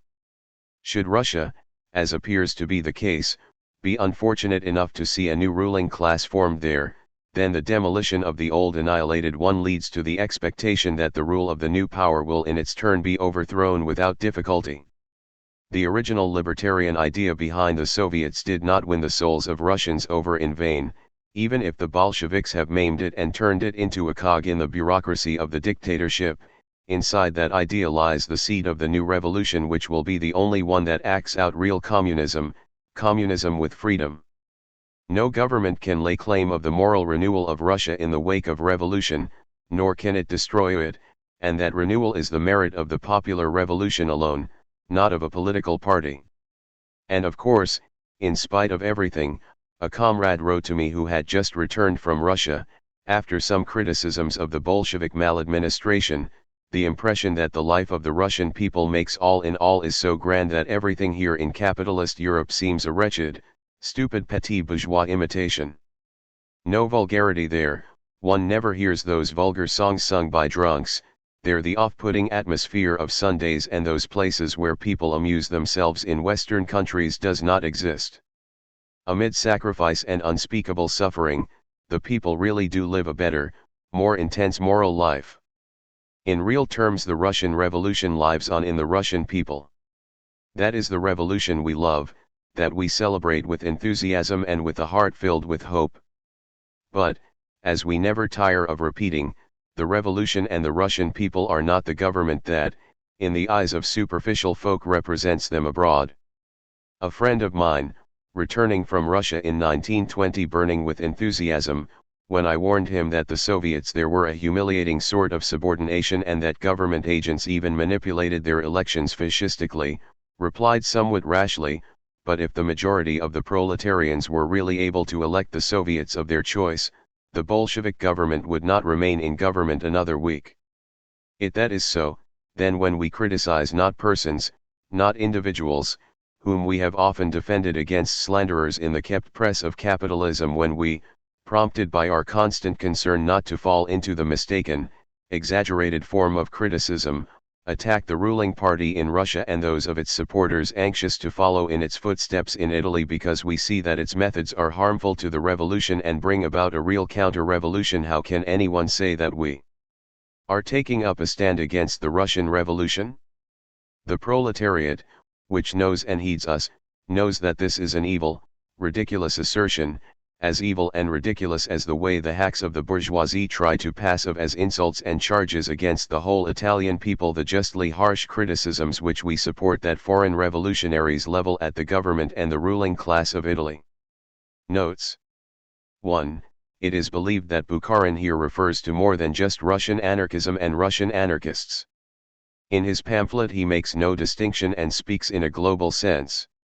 On the other hand, Russian anarchists have the same ideas and programs as anarchists in other countries. 2. See the ABC of Communism by Bukharin and Preobrazhensky. Editorial of Anti-Milan, p. 85. 3. See Marx, The Alliance of Socialist Democracy and the International Working Men's Association in works of Marx, Engels, and Lassalle edited by Avanti, Milan. Volume 2. English translation from Marx Engels Lenin, Anarchism and Anarcho-Syndicalism, Progress Publishers, Moscow, 1972 p. 110. Note by English editor. 4. These and other statements, printed in quotation marks or in heavy type, are literal quotes from Bukharin's pamphlet. On the other hand, the same things are reproduced in the above-mentioned ABC of Communism and elsewhere in the program of the Communists published by Avanti. In 1920. 5. In Bukharin and Preobrazhensky ABC of Communism they go even further. 2 or 3 generations of persons will have to grow up under the new conditions before the need will pass for laws and punishments and for the use of repression by the workers' state. 6. We repeat that communist objections to anarchism, which we reprint in quotations or in heavier type, are genuinely from N. Bukharin. 7. Bukharin is likewise critical of the antediluvian idea of repartition of wealth, even should it be into equal shares. He is quite right, of course, but to include that in a general critique of anarchism is a real anachronism. One can find all that Bukharin says in this connection in any of the propaganda booklets or papers the anarchists have been publishing for the last 40 years. 8. See Luigi Fabbri, Dictatorship and Revolution, in Italian, p. 140. 9. In contrast, the collectivist's formula was to each the fruits of his labor or even to each according to his work. Needless to say, these formulae must be taken in their approximate meaning, as a general guideline, and absolutely not as dogma, as however they were employed at one time. Rudolf Rocker. Anarchism and Sovietism. Anarchism, its aims and means. Anarchism is a definite intellectual current in the life of our time, whose adherents advocate the abolition of economic monopolies and of all political and social coercive institutions within society. In place of the present capitalist economic order, anarchists would have a free association of all productive forces based upon cooperative labor, which would have as its sole purpose the satisfying of the necessary requirements of every member of society, and would no longer have in view the special interest of privileged minorities within the social union. In place of the present state organizations with their lifeless machinery of political and bureaucratic institutions, anarchists desire a federation of free communities that shall be bound to one another by their common economic and social interests and shall arrange their affairs by mutual agreement and free contract. Anyone who studies at all profoundly the economic and political development of the present social system will easily recognize that these objectives do not spring from the utopian ideas of a few imaginative innovators, but that they are the logical outcome of a thorough examination of the present-day social maladjustments, which with every phase of the existing social conditions manifest themselves more plainly and more unwholesomely. Modern monopoly capitalism and the totalitarian state are merely the last terms in a development that could culminate in no other results. The portentous development of our present economic system, leading to a mighty accumulation of social wealth in the hands of privileged minorities and to a continuous impoverishment of the great masses of the people, prepared the way for the present political and social reaction, befriending it in every way. It sacrificed the general interests of human society to the private interests of individuals, and thus systematically undermined the relationship between man and man. People forgot that industry is not an end in itself, but should be only a means to ensure to man his material subsistence and to make accessible to him the blessings of a higher intellectual culture. Where industry is everything and man is nothing begins the realm of a ruthless economic despotism whose workings are no less disastrous than those of any political despotism. The two mutually augment each other and they are fed from the same source. The economic dictatorship of the monopolies and the political dictatorship of the totalitarian state are the twin outgrowths of the same social objectives, and the directors of both have the presumption to try to reduce all the countless expressions of social life to the dehumanist tempo of the machine and to tune everything organic to the lifeless rhythm of the political apparatus. Our modern social system has split the social organism in every country into hostile classes internally, and externally it has broken the common cultural circle up into hostile nations in such a way that both classes and nations confront one another in open antagonism, and their ceaseless warfare keeps the social life of the community in continuous convulsions. The late World War and its terrible after-effects, which are themselves only the results of the present struggles for economic and political power, and the constant dread of new wars, which today dominates all peoples, are only the logical consequences of this unendurable condition, which will inevitably lead us to a universal catastrophe, if social development does not take a new course soon enough. The mere fact that most states today are obliged to spend from 50 to 60% of their annual income for so-called national defense and the liquidation of old war debts is proof of the untenability of the present status, and should make clear to everybody that the alleged protection which the state affords the individual is rather dubious and dearly bought. The ever-growing power of a soulless political bureaucracy that supervises and safeguards the life of man from the cradle to the grave is putting ever greater obstacles in the way of the solidaric cooperation of human beings and crushing out every possibility of new development. A system which in every act of its life sacrifices the welfare of large sections of the people, yes, of whole nations, to the selfish lust for power and the economic interests of small minorities must of necessity dissolve all social ties and lead to a constant war of each against all. This system has merely paved the way for the grave intellectual and social reaction today known as fascism, which far surpasses the obsession for power of the absolute monarchies of past centuries in seeking to bring every facet of human activity under the control of the state. Just as theology leads religions to claim that God is everything and man is nothing, this modern, political theocracy claims that the state is everything and the subject nothing. And just as behind the will of God there always lay the hidden will of privileged minorities, so today there lies behind the will of the state only the selfish interests of those who feel called upon to interpret this will in their own sense and to force it on the people. Anarchist ideas are present in every period of known history, however much it may still be virgin soil yet to be turned. We find them in the Chinese Lao Tse, the course and the right way, and in the later Greek philosophers, the hedonists and cynics and other advocates of so-called natural right, and, particularly, in Zeno, the founder of the Stoic school and opposer of Plato. They found expression, in the teachings of the Gnostic Carpocrates of Alexandria, and had an unmistakable influence on certain Christian sects of the Middle Ages in France, Germany, Holland, and England, all of which fell victim to the most savage persecutions.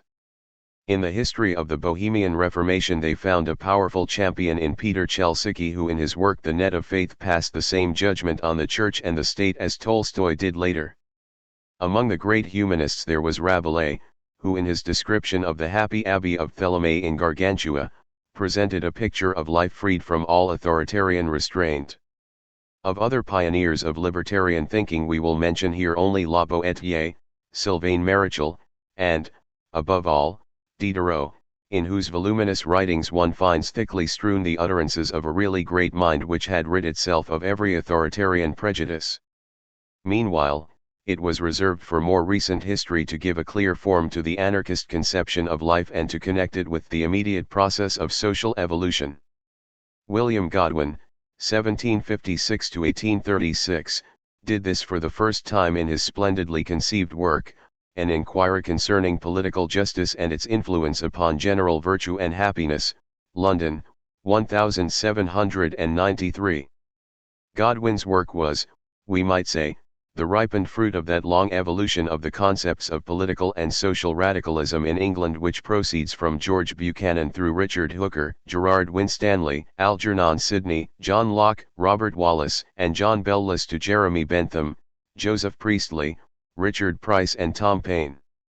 Godwin recognized very clearly that the cause of social evils is to be sought, not in the form of state, but in its very existence. And just as the state offers us a complete caricature of genuine society, so it turns the beings under its constant vigilance into mere caricatures of themselves, obliging them to repress their natural impulses. Only thus can it mold human beings into the established pattern of good subjects. The normal man, whose natural development had not been interfered with, would mold his environment as his personality advised him, in accordance with his innermost feelings of peace and liberty. But Godwin also recognized that human beings can only live together naturally and freely when the proper economic conditions for this are created, and the individual is no longer subject to exploitation by others, a provision which the representatives of almost every school of political radicalism were incapable of making. Hence they were compelled to make ever greater concessions to the state that they had wished to restrict to a minimum. Godwin's idea of a stateless society assumed the social ownership of the land and the instruments of labor and the carrying on of economic life by free cooperatives of producers.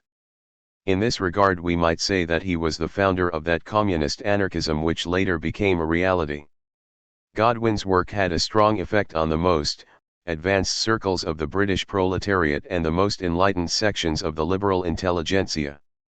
And, what is more, he contributed to the young socialist movement in England, which found its maturest exponents in Robert Owen, John Gray, and William Thompson, that unmistakably libertarian character which it had for a long time and which it never assumed in Germany and in many other countries. But a far greater influence in the elaboration of anarchist theory was that of Pierre-Joseph Proudhon, 1809–1865, one of the most intellectually gifted and many talented writers which modern socialism has to offer. Proudhon was completely rooted in the social and intellectual life of his period, and this it was that led him to ask the questions which were to occupy his attention. Therefore one ought not to judge him, as many of his followers have done, by his particular practical proposals, which were born of the needs of the hour. Of all the socialist thinkers of his time he understood most fully the cause of social maladjustment and at the same time had the greatest breadth of vision. He was the declared opponent of all artificial social systems and saw in social evolution the eternal urge to new and higher forms of intellectual and social life, and he persisted in his conviction that this evolution cannot be subjected to any definite abstract formula. Proudhon opposed the influence of the Jacobin tradition, which dominated the thinking of the French Democrats and most of the socialists of that period, with the same determination as the interference of the central state and economic monopoly in the natural progress of social advance. To him, ridding society of these two cancerous growths was the great task of the 19th century revolution. Proudhon was not a communist. He condemned property as the privilege of exploitation, but he recognized the ownership of the instruments of labor for all, made effective by industrial groups bound to one another by free contract, so long as this right was not used to serve the exploitation of others and for as long as each individual is guaranteed the entire product of his individual labor. This association, based on reciprocity mutuality, guarantees each individual the enjoyment of equal rights in return for equal services. The average working time required for the completion of any product becomes the measure of its value and is the basis of mutual exchange by labor notes. In that way, capital is deprived of its usurial power and is completely bound up with the performance of work. Being made available for all, it ceases to be an instrument for exploitation. Such a form of economy makes any political coercive apparatus superfluous. Society becomes a league of free communities that arrange their affairs according to need, by themselves or in association with others, and where man's freedom is the equal freedom of others, not its limitation, but its security and confirmation. The freer, the more independent and the more enterprising the individual is in a society, the better it is for that society. This organization of federalism in which Proudhon saw the immediate future of mankind, sets no definite limits on the possibilities of further development and offers the widest scope to every individual and to every social activity. Taking federation as his starting point, Proudhon combated likewise the aspirations to political unity of the then nascent nationalism that found such strong advocates in Massenet, Garibaldi, Lelièvre, and others. In this respect also his was a much clearer view than that of most of his contemporaries. Proudhon exerted a strong influence over the development of socialism, an influence that made itself felt particularly in the Latin countries.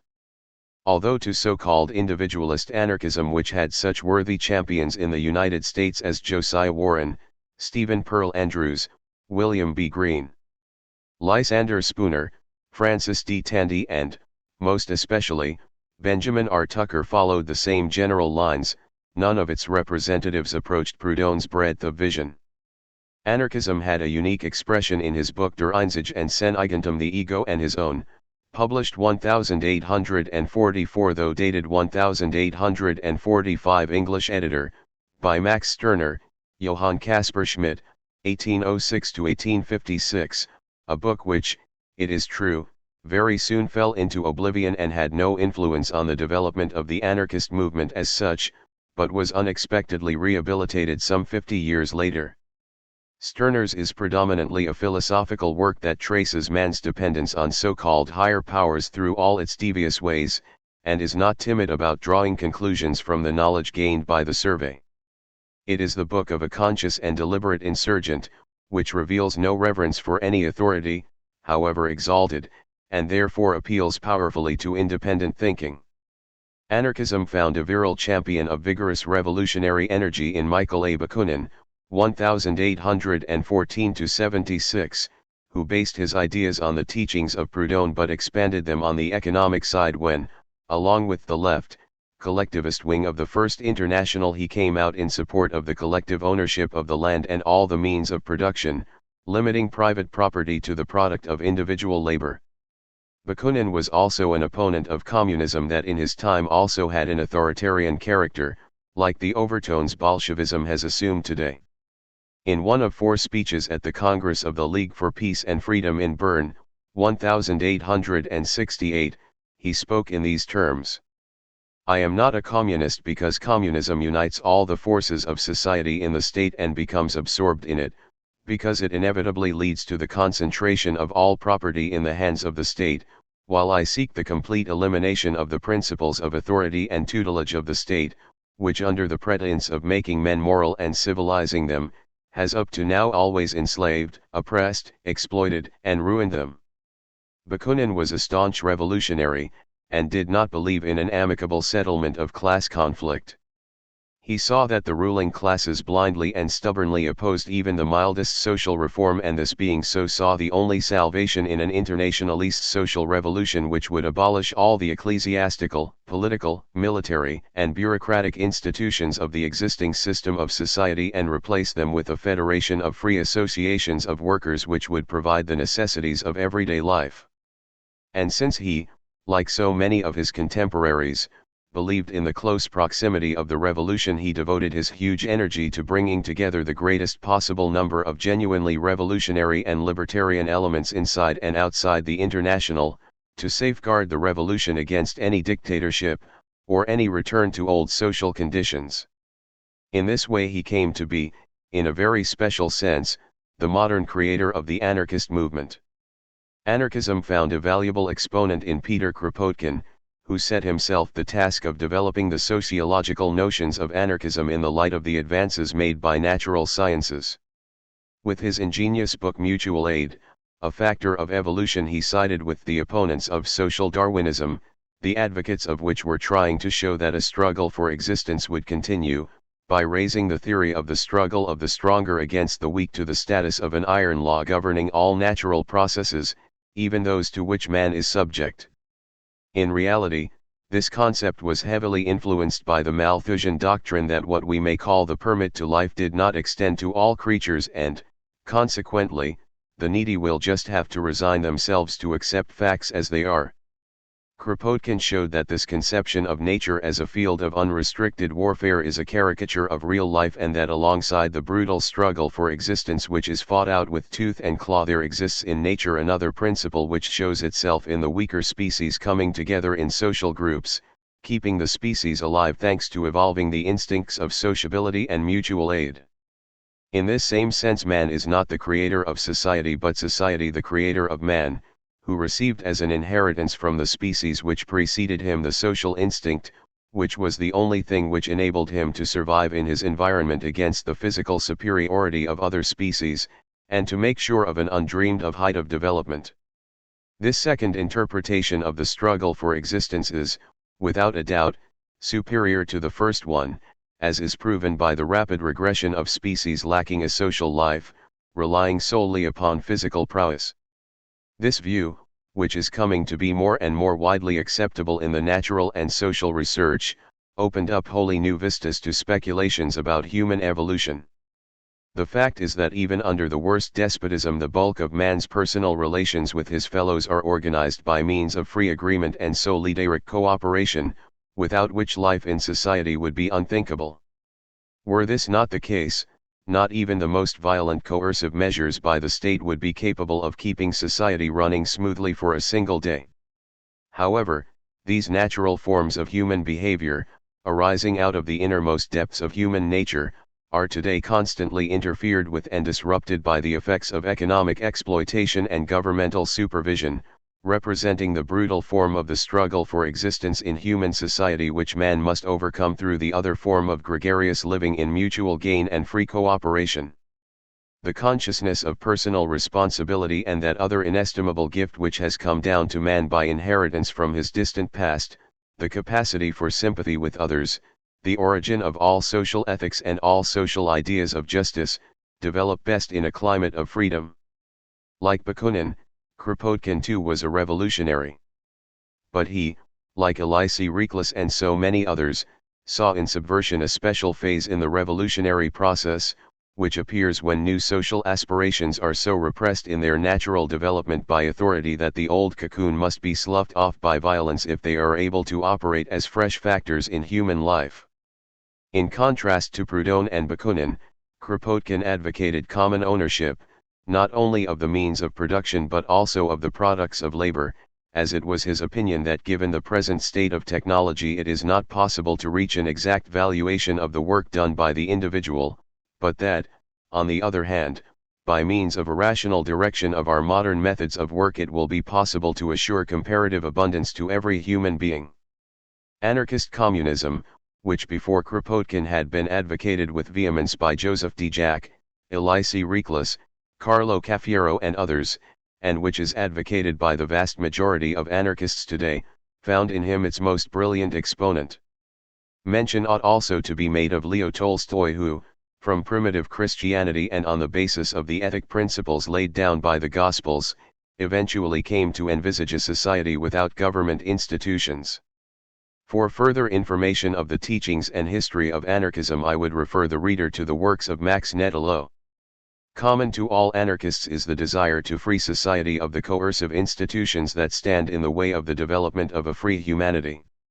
In this sense mutualism, collectivism, and communism are not to be seen as closed systems that permit no further development but merely as economic assumptions as to the means of safeguarding a free society.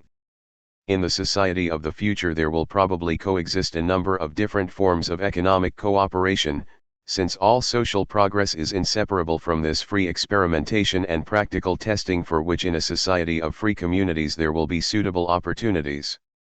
The same goes for the different methods of anarchism. Many anarchists today are convinced that social transformation of human organization will not be realizable without violent revolutionary upheaval. How violent these convulsions turn out to be depends, naturally, on the strength of resistance that the ruling classes are able to put up against the realization of the new ideas. The wider the circles that are inspired with the idea of a reorganization of society in the spirit of freedom and socialism, then the easier will be the delivery of the next social revolution. The Soviet system or the dictatorship of the proletariat. Perhaps the reader thinks he has found a flaw in the above title and that the Soviet system and the dictatorship of the proletariat are one and the same thing? No. They are two radically different ideas that, far from being mutually complementary, are mutually opposed. Only an unhealthy party logic could accept a fusion when what really exists is an irreconcilable opposition. The idea of Soviets is a well-defined expression of what we take to be social revolution, being an element belonging entirely to the constructive side of socialism. The origin of the notion of dictatorship is wholly bourgeois and, as such, has nothing to do with socialism. It is possible to harness the two terms together artificially, if it is so desired, but all one would get would be a very poor caricature of the original idea of Soviets, amounting, as such, to a subversion of the basic notion of socialism. The idea of Soviets is not a new one, nor is it one thrown up, as is frequently believed, by the Russian Revolution. It arose in the most advanced wing of the European labor movement at a time when the working class emerged from the chrysalis of bourgeois radicalism to become independent. That was in the days when the International Workingmen's Association achieved its grandiose plan to gather together workers from various countries into a single huge union, so as to open up to them a direct route towards their real emancipation. Although the International has been thought of as a broad-based organization composed of professional bodies, its statutes were drafted in such a way as to allow all the socialist tendencies of the day to join, with the sole proviso that they agree with the ultimate objective of the organization, the complete emancipation of the workers. Naturally enough, at the time of its foundation, the ideas of this great association were far from being as clearly defined as they were at the Geneva Congress in 1866 or the Lausanne in 1867. The more experienced the International became, the more it matured and spread throughout the world as a fighting organization, the clearer and more objective the thinking of its adepts appeared. The practical activity arising out of the day-to-day battle between capital and labor led, of itself, to a deeper understanding of basic principles. After the Brussels Congress of 1868, the International had come out in favor of collective ownership of the soil, the subsoil, and the instruments of labor, and the groundwork had been laid down for the further development of the International.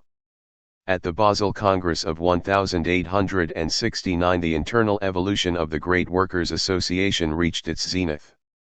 Apart from the issue of the soil and subsoil, freshly considered by the Congress, the chief issue was how workers' unions were to be set up, run and used. A report on this issue, presented by the Belgian Hinz and his friends, excited a lively interest at the Congress. On this occasion, for the first time, the tasks which the workers' unions were to tackle as well as the importance of those unions was set out in an utterly unmistakable way, reminiscent, to a degree, of the thinking of Robert Owen. Thus it was announced at Basel in clear and unmistakable terms that the trades union, the local federation, was more than a merely trades, ordinary and temporary body whose only reason to exist was capitalist society, and which was fated to disappear when it did.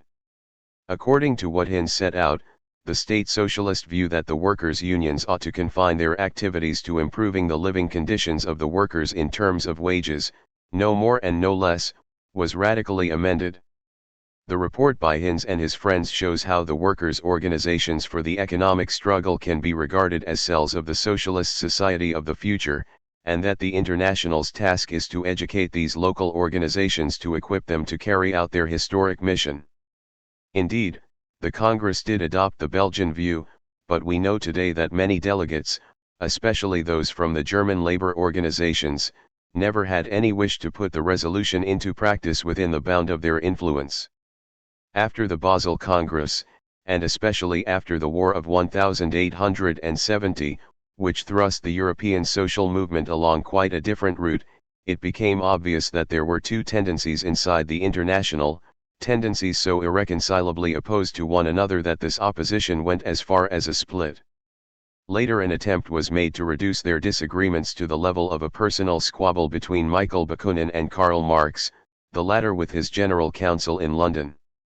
There could not be a more mistaken, groundless account than this one, which is based on utter ignorance of the facts. Of course, personal considerations did have a role to play in these clashes, as they usually do in such situations. In any event, it was Marx and Engels who resorted to every conceivable impropriety in their attacks on Bukharin. As a matter of fact, Karl Marx's biographer, the author Franz Mehring, was unable to keep silent on this fact, since, basically, it was not a question of vain silly squabbling, but of a clash between two ideological outlooks which did and do have a certain natural importance. In the Latin countries, where the International found its principal support, the workers were active through their organizations of economic struggle. To their eyes, the state was the political agent and defender of the possessing classes, and, this being the case, the seizure of political power was not to be pursued in any guise, for it was nothing other than a prelude to a new tyranny and a survival of exploitation. For that reason, they avoided imitating the bourgeoisie by setting up yet another political party that would spawn a new ruling class captained by professional politicians. Their objective was to get control of machines, industry, the soil, and the subsoil, and they foresaw correctly that this approach divided them radically from the Jacobin politicians of the bourgeoisie who sacrificed everything for the sake of political power. The Latin internationalists realized that monopoly of ownership had to go, as well as monopoly of power, that the whole life of the society to come had to be founded upon wholly new bases. Taking as their starting point the fact that man's domination over his fellow man was a thing of the past, these comrades tried to get to grips with the idea of the administration of things. They replaced the politics of parties inside the state with the economic politics of labor. Furthermore, they realized that the reorganization of society in a socialist sense had to be undertaken inside industry itself, this being the root idea behind the notion of the councils, or Soviets. In an extremely clear and precise way, the Congresses of the Spanish Regional Federation went more deeply into these ideas of the anti-authoritarian wing of the International, and developed them. That is where the terms juntas and workers' councils, meaning the same thing as Soviets, came from. The libertarian socialists of the First International realized full well that socialism cannot be decreed by a government, but has to grow, organically, from the bottom up. They understood, also, that it was for the workers alone to undertake the organization of labor and production and, similarly, distribution for equal consumption. This was the overriding idea that they have opposed to the state socialism of parliamentary politicians. As the years have passed and even today the labor movements of these Latin countries have undergone savage persecutions. This bloody policy can be traced back to the repression of the Paris Commune in 1871. Later, reactionary excesses of that sort spread to Spain and Italy. As a result, the idea of councils has receded into the background, since all open propaganda was suppressed and in the clandestine movements the workers' organization had to set up militants were constrained to deploy all their energies, all their resources, to fighting the reaction and defending its victims. Revolutionary syndicalism and the idea of councils. The development of revolutionary syndicalism has unearthed this idea and breathed new life into it. During the most active period of French revolutionary syndicalism between 1900 and 1907, the council idea was pursued in its most comprehensive, well-defined form. A glance at the writings of Poget, Frifuelhes, Manet, Evito, and some others, especially Pelletier, is enough to persuade one that neither in Russia nor anywhere else has an iota been added to what the propagandists of revolutionary syndicalism formulated 15 or 20 years before the Russian events of 1917. Throughout those years the socialist workers' parties rejected the idea of councils out of hand. Most of those who today are advocates, too, of the idea of Soviets, especially in Germany, scorned it yesterday as some new utopia. Lenin, no less, stated to the president of the St. Petersburg Delegates' Council in 1905 that the council system was an outmoded institution with which the party had nothing in common. And so this notion of councils, the credit for which is due to the revolutionary syndicalists, marks the most important point and constitutes the keystone of the international labor movement, thanks to which we shall be permitted to add that the council system is the only institution likely to lead to socialism becoming a reality, since any other path will be a mistaken one. Utopia has won over scientificism. Equally, it is beyond question that the council idea arises naturally out of a libertarian socialist vision that has so taken root in a large part of the international labor movement, as opposed to the state idea with its wake of bourgeois ideological traditions. The dictatorship of the proletariat, an inheritance from the bourgeoisie. That is all that can be said of dictatorship, since it is not a product of socialist thinking. Dictatorship is no child of the labor movement, but a regrettable inheritance from the bourgeoisie, passed into the proletarian camp to guarantee its happiness. Dictatorship is closely linked with the lust for political power, which is likewise bourgeois in its origin. Dictatorship is one of the forms that the state, ever greedy for power, is apt to assume. It is the state on a war footing. Like other advocates of state idea, the supporters of dictatorship would provisionally impose their will upon the people. This concept alone is an impediment to social revolution, the very life's blood of which is precisely the constructive participation and direct initiative of the masses. Dictatorship is the denial, the destruction of the organic being, of the natural form of organization, which is from the bottom upwards. Some claim that the people are not yet sufficiently mature to take charge of their own destiny. So there has to be a ruler over the masses, tutelage by an expert minority. The supporters of dictatorship could have the best intentions in the world, but the logic of power will oblige them always to take the path of the most extreme despotism. Our state socialists adopted the notion of dictatorship from that pre-bourgeois party, the Jacobins. That party damned striking as a crime and banned workers' organizations under pain of death. The most active spokesmen for this overbearing conduct were Saint-Just and Couthon, while Robespierre operated under the same influence.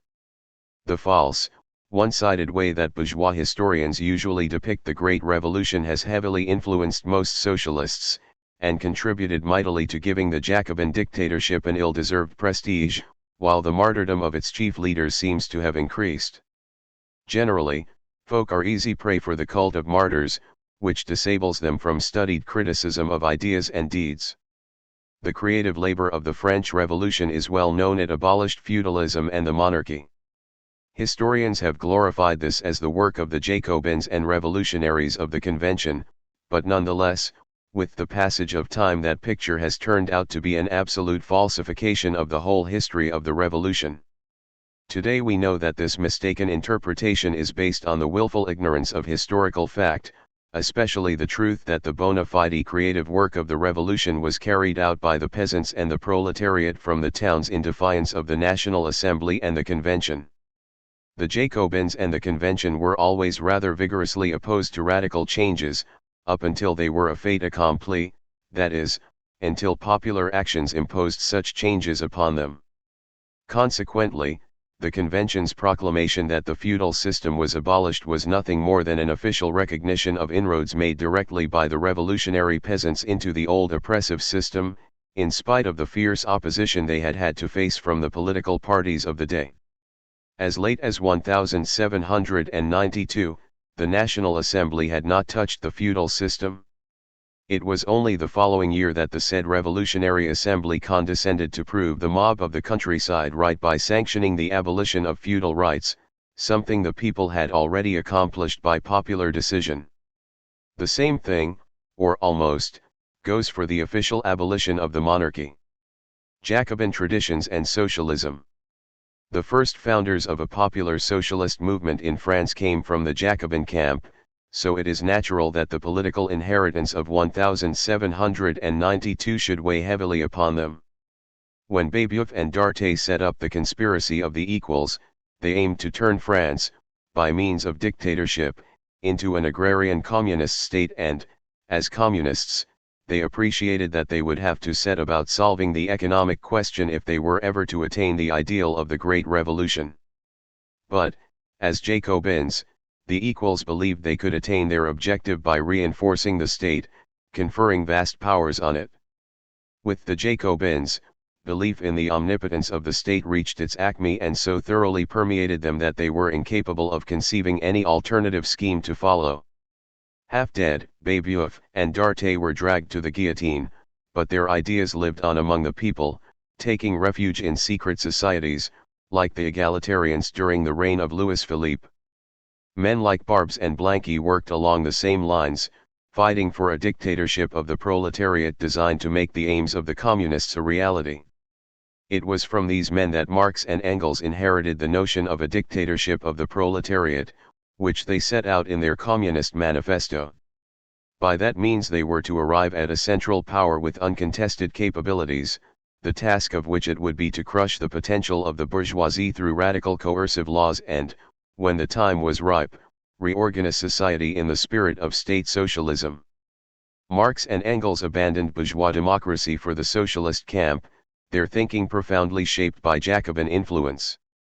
What is more, the socialist movement was, at that time, insufficiently developed to come up with an authentic path of its own. The socialism of both of the two leaders was more or less subject to bourgeois traditions, going back to the French Revolution. Everything for the councils. Thanks to the growth of the labor movement in the days of the International, socialism found itself in a position to shrug off the last remnants of bourgeois traditions and to become entirely independent. The concept of councils abandoned the notion of the state and of power politics under any guise whatever. Similarly, it was diametrically opposed to any suggestion of dictatorship. In fact, it not only attempted to strip away the instruments of power from the forces that possessed them and from the state, but it also tended to increase its own sway as far as possible. The forerunners of the council system appreciated well that along with the exploitation of man by man would have to vanish also the domination of man by man. They realized that the state, being the organized power of the ruling classes, cannot be transformed into an instrument for the emancipation of labor. Likewise, it was their view that the primary task of the social revolution has to be the demolition of the old power structure, to remove the possibility of any new form of exploitation and retreat. Let no one object that the dictatorship of the proletariat cannot be compared to run-of-the-mill dictatorship because it is the dictatorship of a class. Dictatorship of a class cannot exist as such, for it ends up, in the last analysis, as being the dictatorship of a given party which arrogates to itself the right to speak for that class. Thus, the liberal bourgeoisie, in their fight against despotism, used to speak in the name of the people. In parties that have never enjoyed the use of power, the lust for power or the desire to wield it assume an extremely dangerous form. Those who have recently won power are even more obnoxious than those who possessed it. The example of Germany is illuminating in this respect. The Germans are currently, 3. Living under the powerful dictatorship of the professional politicians of the social democracy and the centralistic functionaries of the trade unions. They find no measure too base or brutal to apply and subdue the members of their own class who dare to take issue with them. When these gentlemen, reneging on socialism, went under, they tossed away even those gains made by bourgeois revolutions guaranteeing a certain degree of freedom and personal inviolability. What's more, they have abandoned the notion of the state and of power politics under any guise whatever. Similarly, it was diametrically opposed to any suggestion of dictatorship. In fact, it not only attempted to strip away the instruments of power from the forces that possessed them and from the state, but it also tended to increase its own sway as far as possible. The forerunners of the council system appreciated well that along with the exploitation of man by man would have to vanish also the domination of man by man. They realized that the state, being the organized power of the ruling classes, cannot be transformed into an instrument for the emancipation of labor. Likewise, it was their view that the primary task of the social revolution has to be the demolition of the old power structure, to remove the possibility of any new form of exploitation and retreat. Let no one object that the dictatorship of the proletariat cannot be compared to run-of-the-mill dictatorship because it is the dictatorship of a class. Dictatorship of a class cannot exist as such, for it ends up, in the last analysis, as being the dictatorship of a given party which arrogates to itself the right to speak for that class. Thus, the liberal bourgeoisie, in their fight against despotism, used to speak in the name of the people. In parties that have never enjoyed the use of power, the lust for power or the desire to wield it assume an extremely dangerous form. Those who have recently won power are even more obnoxious than those who possessed it. The example of Germany is illuminating in this respect. The Germans are currently, 3. Living under the powerful dictatorship of the professional politicians of the social democracy and the centralistic functionaries of the trade unions. They find no measure too base or brutal to apply and subdue the members of their own class who dare to take issue with them. When these gentlemen, reneging on socialism, went under, they tossed away even those gains made by bourgeois revolutions guaranteeing a certain degree of freedom and personal inviolability. What's more, they have also fathered the most horrendous police system, going so far as to arrest anyone who is ungrateful to the authorities and rendering him harmless for a time at least. The celebrated lettre de cachet of the French despots and the administrative deportation of the Russian Tsarist system have been exhumed and applied by these unique champions of democracy. Needless to say, these new despots prate on insistently about support for a constitution that guarantees every possible right to good Germans, but that constitution exists only on paper. Even the French Republican Constitution of 1793 suffered from the same flaw: it was never put into effect. Robespierre and his henchmen tried to explain themselves by stating that the fatherland was in danger. Consequently, the Incorruptible and his men maintained a dictatorship that led to Thermidor, the disgraceful rule of the Directory, and, ultimately, the dictatorship of the sword under Napoleon. At the present time we in Germany have reached our Directory, the only thing missing is the man who will play the role of Napoleon. 4. We already know that a revolution cannot be made with rosewater. And we know, too, that the owning classes will never yield up their privileges spontaneously. On the day of victorious revolution the workers will have to impose their will on the present owners of the soil, of the subsoil and of the means of production, which cannot be done, let us be clear on this, without the workers taking the capital of society into their own hands, and, above all, without their having demolished the authoritarian structure which is, and will continue to be, the fortress keeping the masses of the people under dominion. Such an action is, without doubt, an act of liberation, a proclamation of social justice, the very essence of social revolution, which has nothing in common with the utterly bourgeois principle of dictatorship. The fact that a large number of socialist parties have rallied to the idea of councils, which is the proper mark of libertarian socialist and revolutionary syndicalists, is a confession, recognition that the tack they have taken up until now has been the product of a falsification, a distortion, and that with the councils the labor movement must create for itself a single organ capable of carrying into effect the unmitigated socialism that the conscious proletariat longs for. On the other hand, it ought not to be forgotten that this abrupt conversion runs the risk of introducing many alien features into the council's concept, features, that is, with no relation to the original tasks of socialism, and which have to be eliminated because they pose a threat to the further development of the councils. These alien elements are able only to conceive things from the dictatorial viewpoint. It must be our task to face up to this risk and warn our class comrades against experiments which cannot bring the dawn of social emancipation any nearer, which indeed, to the contrary, positively postpone it. Consequently, our advice is as follows: everything for the councils or Soviets.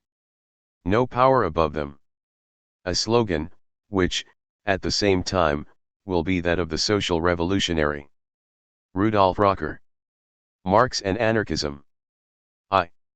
Some years ago, shortly after Friedrich Engels died, Mr. Edward Bernstein, one of the most prominent members of the Marxist community, astonished his colleagues with some noteworthy discoveries. Bernstein made public his misgivings about the accuracy of the materialist interpretation of history, and of the Marxist theory of surplus value and the concentration of capital. He went so far as to attack the dialectical method and concluded that talk of a critical socialism was impossible.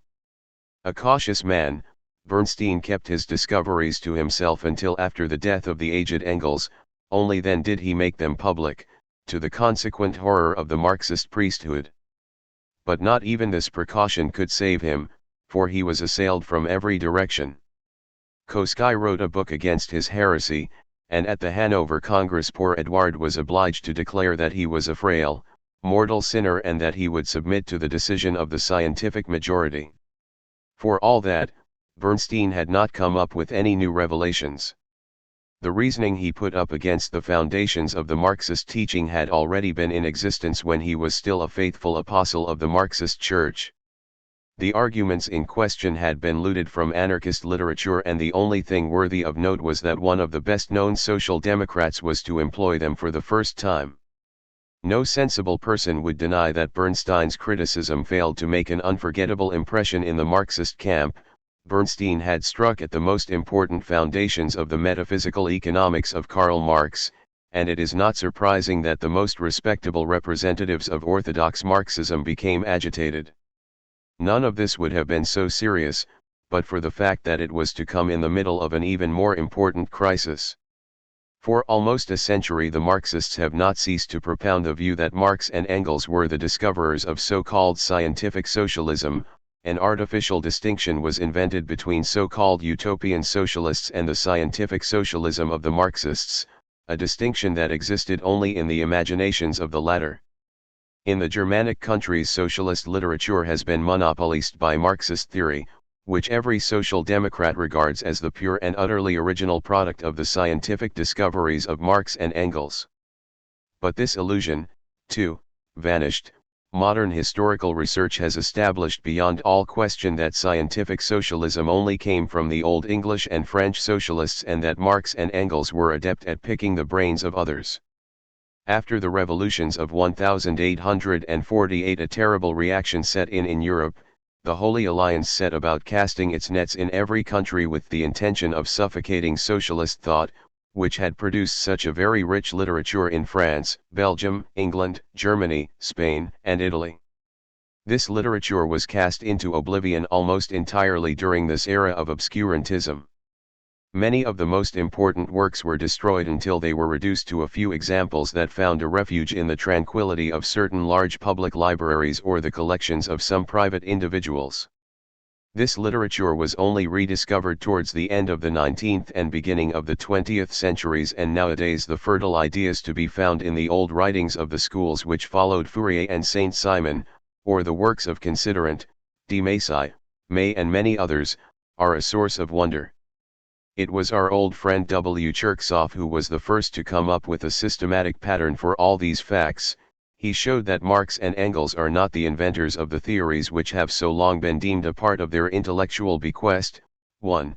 He even went so far as to prove that some of the most famous Marxist works, such as, for instance, the Communist Manifesto, are in fact only free translations from the French by Marx and Engels. And Cherkssov scored a victory when his allegations with regard to the Communist Manifesto were conceded by Avanti, the central organ of the Italian Social Democrats. 2. After the author had had an opportunity to draw comparisons between the Communist Manifesto and the Manifesto of Democracy by Victor Considerant, the appearance of which preceded the publication of Marx and Engels' pamphlet by 5 years.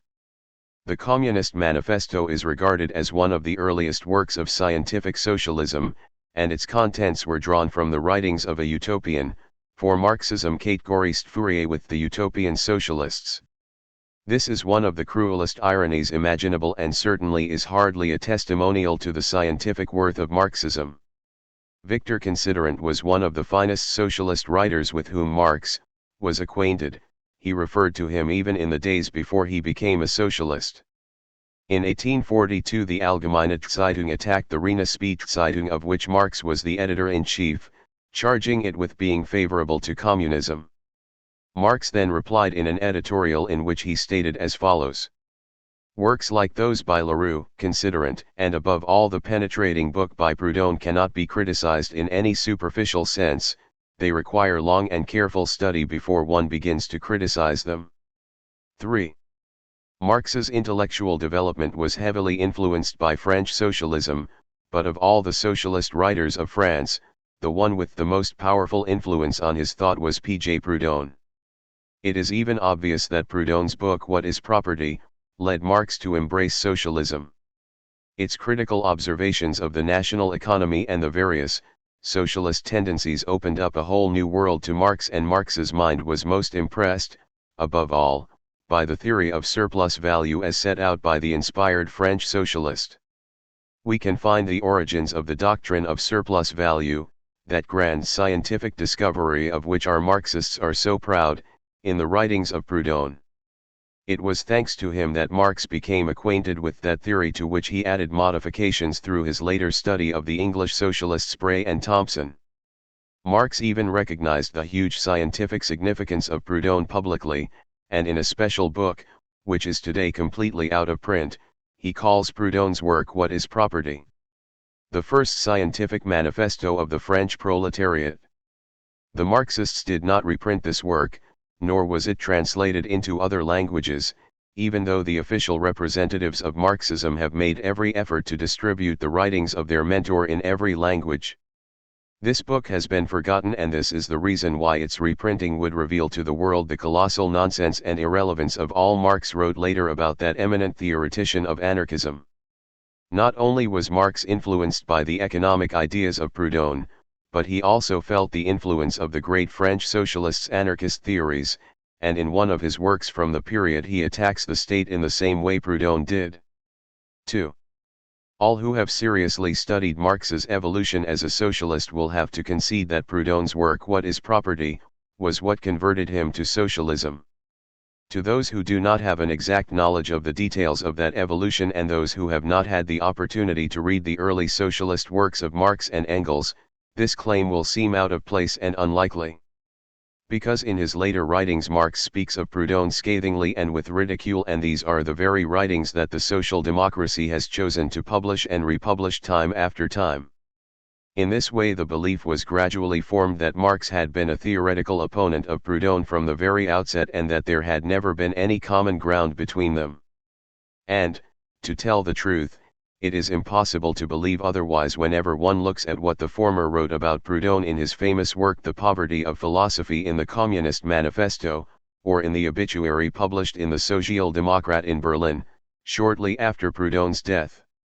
In The Poverty of Philosophy Marx attacks Proudhon in the basest way, shrinking from nothing to show that Proudhon's ideas are worthless and that he counts neither as a socialist nor as a critic of political economy. Monsieur Proudhon, he states, has the misfortune of being peculiarly misunderstood in Europe.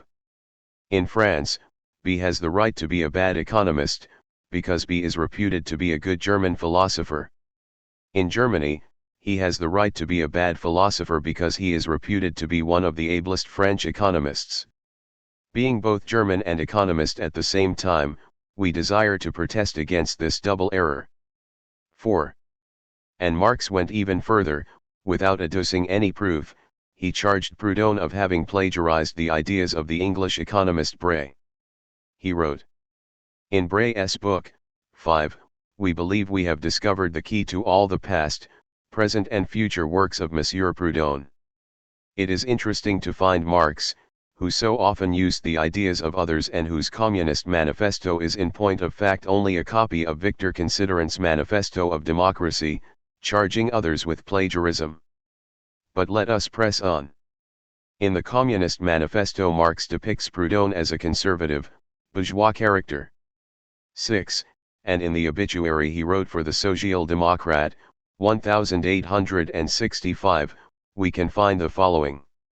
In a strictly scientific history of political economy, this book, namely What is Property, would scarcely deserve a mention. For sensationalist works like this play exactly the same role in the sciences as they do in the world of the novel. And in this obituary Marx reiterates the claim that Proudhon is worthless as a socialist and economist, an opinion that he had already voiced in The Poverty of Philosophy. It is not hard to understand that allegations like this, directed against Proudhon by Marx, could only spread the belief, or rather the conviction, that absolutely no common ground had ever existed between him and that great French writer. In Germany, Proudhon is almost unknown. German editions of his works, issued around 1840, are out of print. The only one of his books republished in German is What is Property, and even it had only a restricted circulation. This accounts for Marx being able to wipe out all traces of his early development as a socialist. We have already seen above how his attitude to Proudhon was quite different at the beginning, and the conclusions that follow will endorse our claims. As editor-in-chief of the Rheinische-Zeitung, one of the leading newspapers of German democracy, Marx came to make the acquaintance of France's most important socialist writers, even though he himself had not yet espoused the socialist cause. We have already mentioned a quote from him in which he refers to Victor Considerant, Pierre Leroux, and Proudhon, and there can be no doubt that Considerant and Proudhon were the mentors who attracted him to socialism. Without any doubt, What is Property was a major influence over Marx's development as a socialist. Thus, in the periodical mentioned, he calls the inspired Proudhon the most consistent and wisest of socialist writers. 7. In 1843, the Prussian censor silenced the Reinigungszeitung. Marx left the country, and it was during this period that he moved towards socialism. This shift is quite noticeable in his letters to the famous writer Arnold Ruge, and even more so in his work The Holy Family, of a critique of critical criticism, which he published jointly with Friedrich Engels. The book appeared in 1845 with the object of arguing against the tendency headed by the German thinker Bruno Bauer. 8. In addition to philosophical matters, the book also dealt with political economy and socialism, and it is especially these parts that concern us here. Of all the works published by Marx and Engels, The Holy Family is the only one that has not been translated into other languages and which the German socialists have not reprinted. True, Franz Mehring, Marx and Engels' literary executor, did, on the prompting of the German Socialist Party, publish The Holy Family along with other writings from their early years as active socialists, but this was done 60 years after it was first issued, and, for another thing, their publication was intended for specialists, since they were too expensive for the working man. Apart from that, so little known in Germany is Proudhon, that only a very few have realized that there is a huge gulf between the first opinions which Marx expressed of him and that which he was to have later on. And yet the book clearly demonstrates the development of Marx's socialism and the powerful influence that Proudhon wielded over that development. In The Holy Family, Marx conceded that Proudhon had all the merits that Marxists were later to credit their mentor with. Let us see what he says in this connection on page 36. All treatises on political economy take private property for granted. This base premise is for them an incontestable fact to which they devote no further investigation, indeed a fact which is spoken about only accidentally, as Say naively admits. 9. But Proudhon makes a critical investigation the first resolute, ruthless, and at the same time scientific investigation of the basis of political economy, private property. This is the great scientific advance he made, an advance that revolutionizes political economy and for the first time makes a real science of political economy possible. Proudhon's What is Property is as important for modern political economy as CI's work What is the Third Estate for modern politics. It is interesting to compare these words with what Marx had to say later about the great anarchist theorist. In The Holy Family he says that What is Property is the first scientific analysis of private property and that it had opened up a possibility of making a real science out of national economy, but in his well-known obituary for the Social Democrat the same Marx alleges that in a strictly scientific history of economy that work would scarcely rate a mention. What lies behind this sort of contradiction? That is something the representatives of so-called scientific socialism have yet to make clear.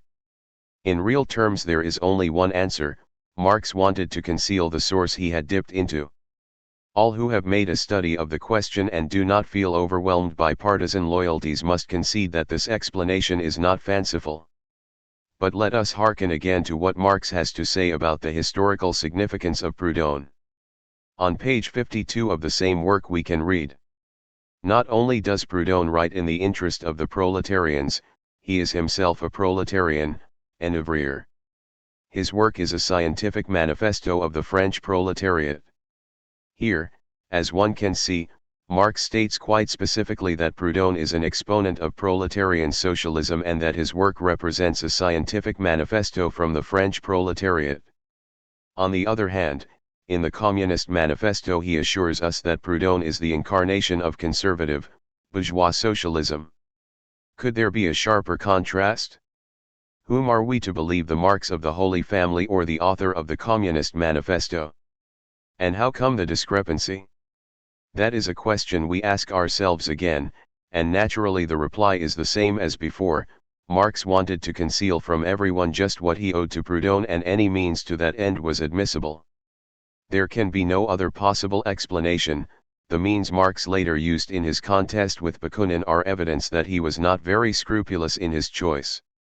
The contradiction between the purpose and goodwill of the administration, on the one band, and its means and possibilities, on the other band, cannot be abolished by the state without the latter abolishing itself, for it is based on this contradiction.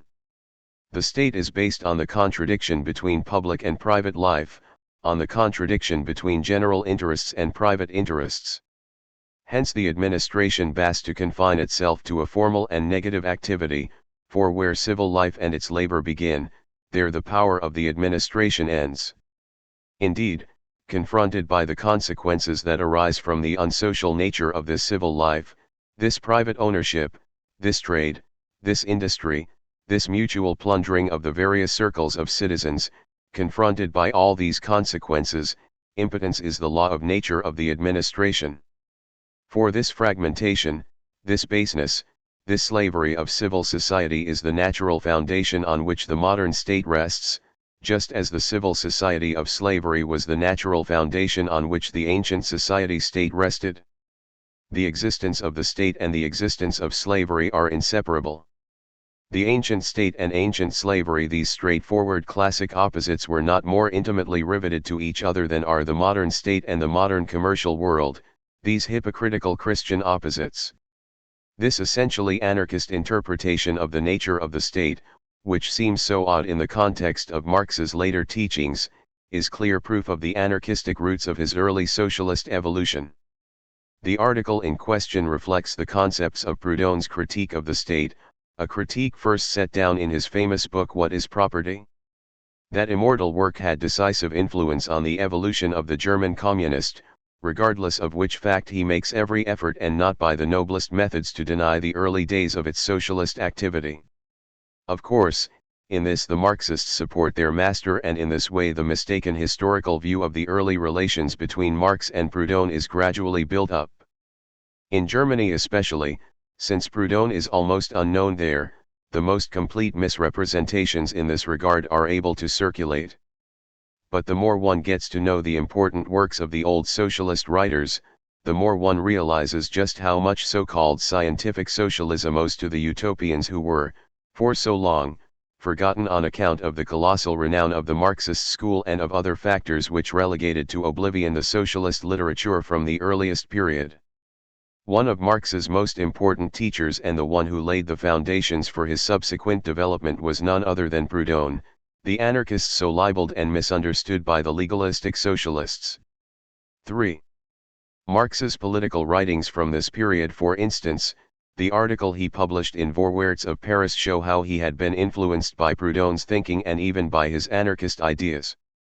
Vorwärts was a periodical that appeared in the French capital during the year 1844 under the direction of Heinrich Bernstein. Initially it was merely liberal in outlook. But later on, after the disappearance of the Annales Germano-Françaises, Bernstein contacted the old contributors to the latter who won him over to the socialist cause. From then on Vorwärts became the official mouthpiece of socialism, and the numerous contributors to a Ruges late publication, among them Bukharin, Marx, Engels, Heinrich Heine, George Herweg, etc., sent in their contributions to it. In issue number 63, August 7, 1844, Marx published a polemical work, Critical Notes on the article The King of Prussia and Social Reform. In it, he made a study of the nature of the state and demonstrated its utter inability to reduce social misery and wipe out poverty. The ideas that the writer sets out in the course of his article are wholly anarchist ones, in perfect accord with the thinking that Proudhon, Bukharin and other theorists of anarchism have set out in this connection. The readers can judge for themselves from the following extract from Marx's study. The state will never see in the state and the system of society the source of social maladies. Where political parties exist, each party sees the root of every evil in the fact that instead of itself an opposing party stands at the helm of the state. Even radical and revolutionary politicians seek the root of the evil not in the essential nature of the state, that in a definite state form, which they wish to replace with a different state form. From the political point of view, the state and the system of society are not two different things. The state is the system of society. Insofar as the state admits the existence of social defects, it sees their cause either in the laws of nature, which no human power can command, or in private life, which does not depend on the state, or in the inexpedient activity of the administration, which does not depend on it. Thus England sees the cause of poverty in the law of nature by which the population must always be in excess of the means of subsistence. On the other hand, England explains pauperism as due to the bad will of the poor, just as the King of Prussia explains it by the unchristian feelings of the rich, and just as the Convention explained it by the suspect counter-revolutionary mentality of the property owners. Therefore England punishes the poor, the King of Prussia admonishes the rich, and the Convention cuts off the heads of the property owners. Finally, every state seeks the cause in accidental or deliberate shortcomings of the administration, and therefore it seeks the remedy of its ills in measures of the administration. Why? Precisely because administration is the organizing activity of the state. 4. On July 20, 1870, Karl Marx wrote to Frederick Engels, "The French need a thrashing. If the Prussians are victorious, the centralization of state power will be helpful for the centralization of the German working class. Furthermore, German predominance will shift the center of gravity of West European labor movements from France to Germany. And one has but to compare the movement from 1866 to today to see that the German working class is in theory and organization superior to the French. Its domination over the French on the world stage would mean likewise the dominance of our theory over that of Proudhon, etc." Marx was right. Germany's victory over France meant a new course for the history of the European labor movement. The revolutionary and liberal socialism of the Latin countries was cast aside, leaving the stage to the statist, anti-anarchist theories of Marxism. The development of that lively, creative socialism was disrupted by a new iron dogmatism which claimed full knowledge of social reality, when it was scarcely more than a hodgepodge of theological phraseology and fatalistic sophisms, and turned out to be the tomb of all genuinely socialist thought. Along with the ideas, the methods of the socialist movement changed too. Instead of revolutionary groups for propaganda and for the organization of economic struggles, in which the internationalists saw the embryo of the future society and organs suited to the socialization of the means of production and exchange, came the era of the socialist parties and parliamentary representation of the proletariat. Little by little the old socialist education, which was leading the workers to the conquest of the land and the workshops, was forgotten, replaced with a new party discipline that looked on the conquest of political power as its highest ideal. Marx's great opponent, Michael Bukharin, clearly saw the shift in the position and with a heavy heart predicted that a new chapter in the history of Europe was beginning with the German victory and the fall of the Commune. Physically exhausted and staring death in the face, he penned these important lines to Ogarev on November 11, 1874.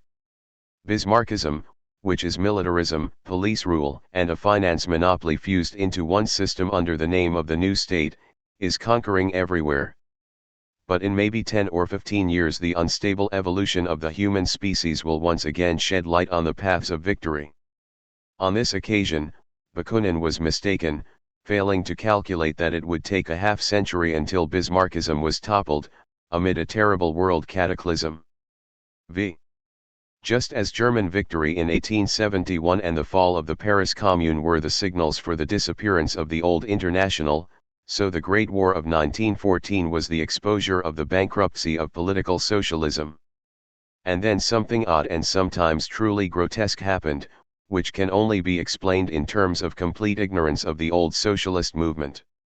Bolsheviks, independents, communists, and so on, endlessly charged the heirs of the old social democrats with a shameful adulteration of the principles of Marxism.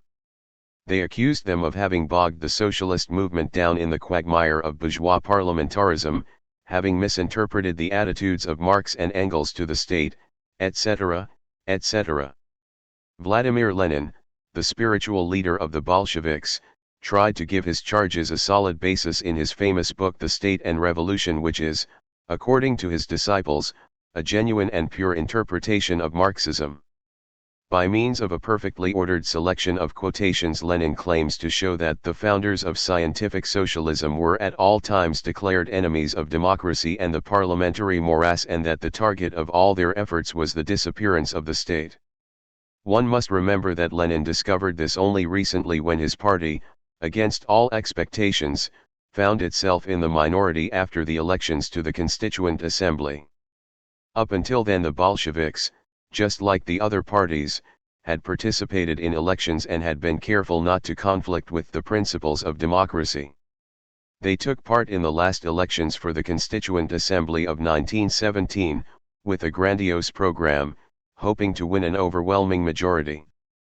But when they found that, in spite of all that, they were left in a minority, they declared war on democracy and dissolved the Constituent Assembly, with Lenin issuing the state and revolution as a personal self-justification. 6. To be sure, Lenin's task was no easy one.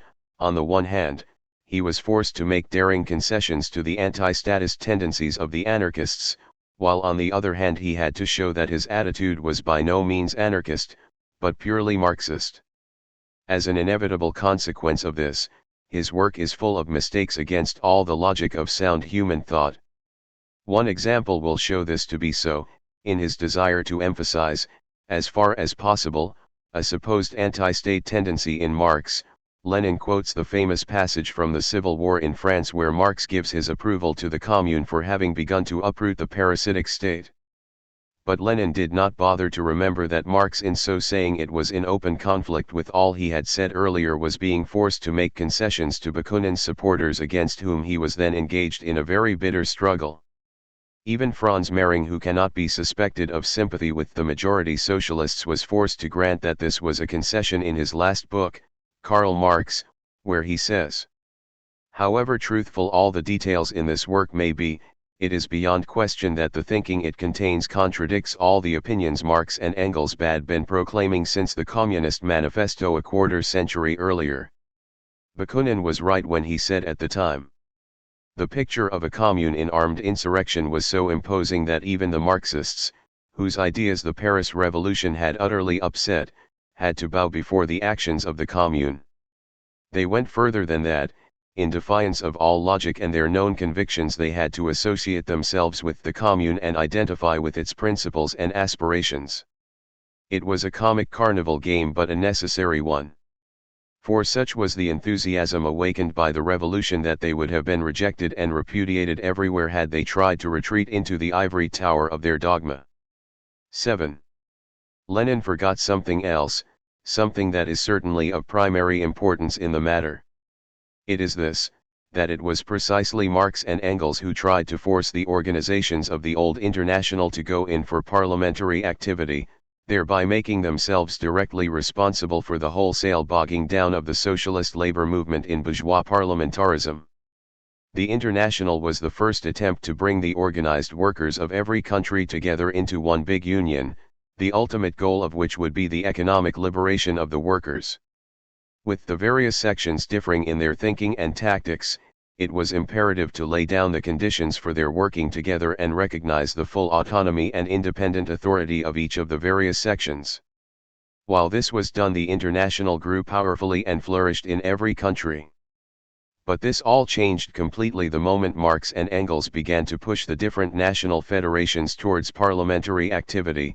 That happened for the first time at the lamentable London Conference of 1871, where they won approval for a resolution that closed in the following terms: "Considering, that against this collective power of the propertied classes the working class cannot act, as a class, except by constituting itself into a political party, distinct from, and opposed to, all old parties formed by the propertied classes, that this constitution of the working class into a political party is indispensable in order to assure the triumph of the social revolution and its ultimate end, the abolition of classes, that the combination of forces which the working class has already effected by its economical struggles ought at the same time to serve as a lever for its struggles against the political power of landlords and capitalists." The conference recalls to the members of the International that in the militant state of the working class, its economical movement and its political action are indissolubly united.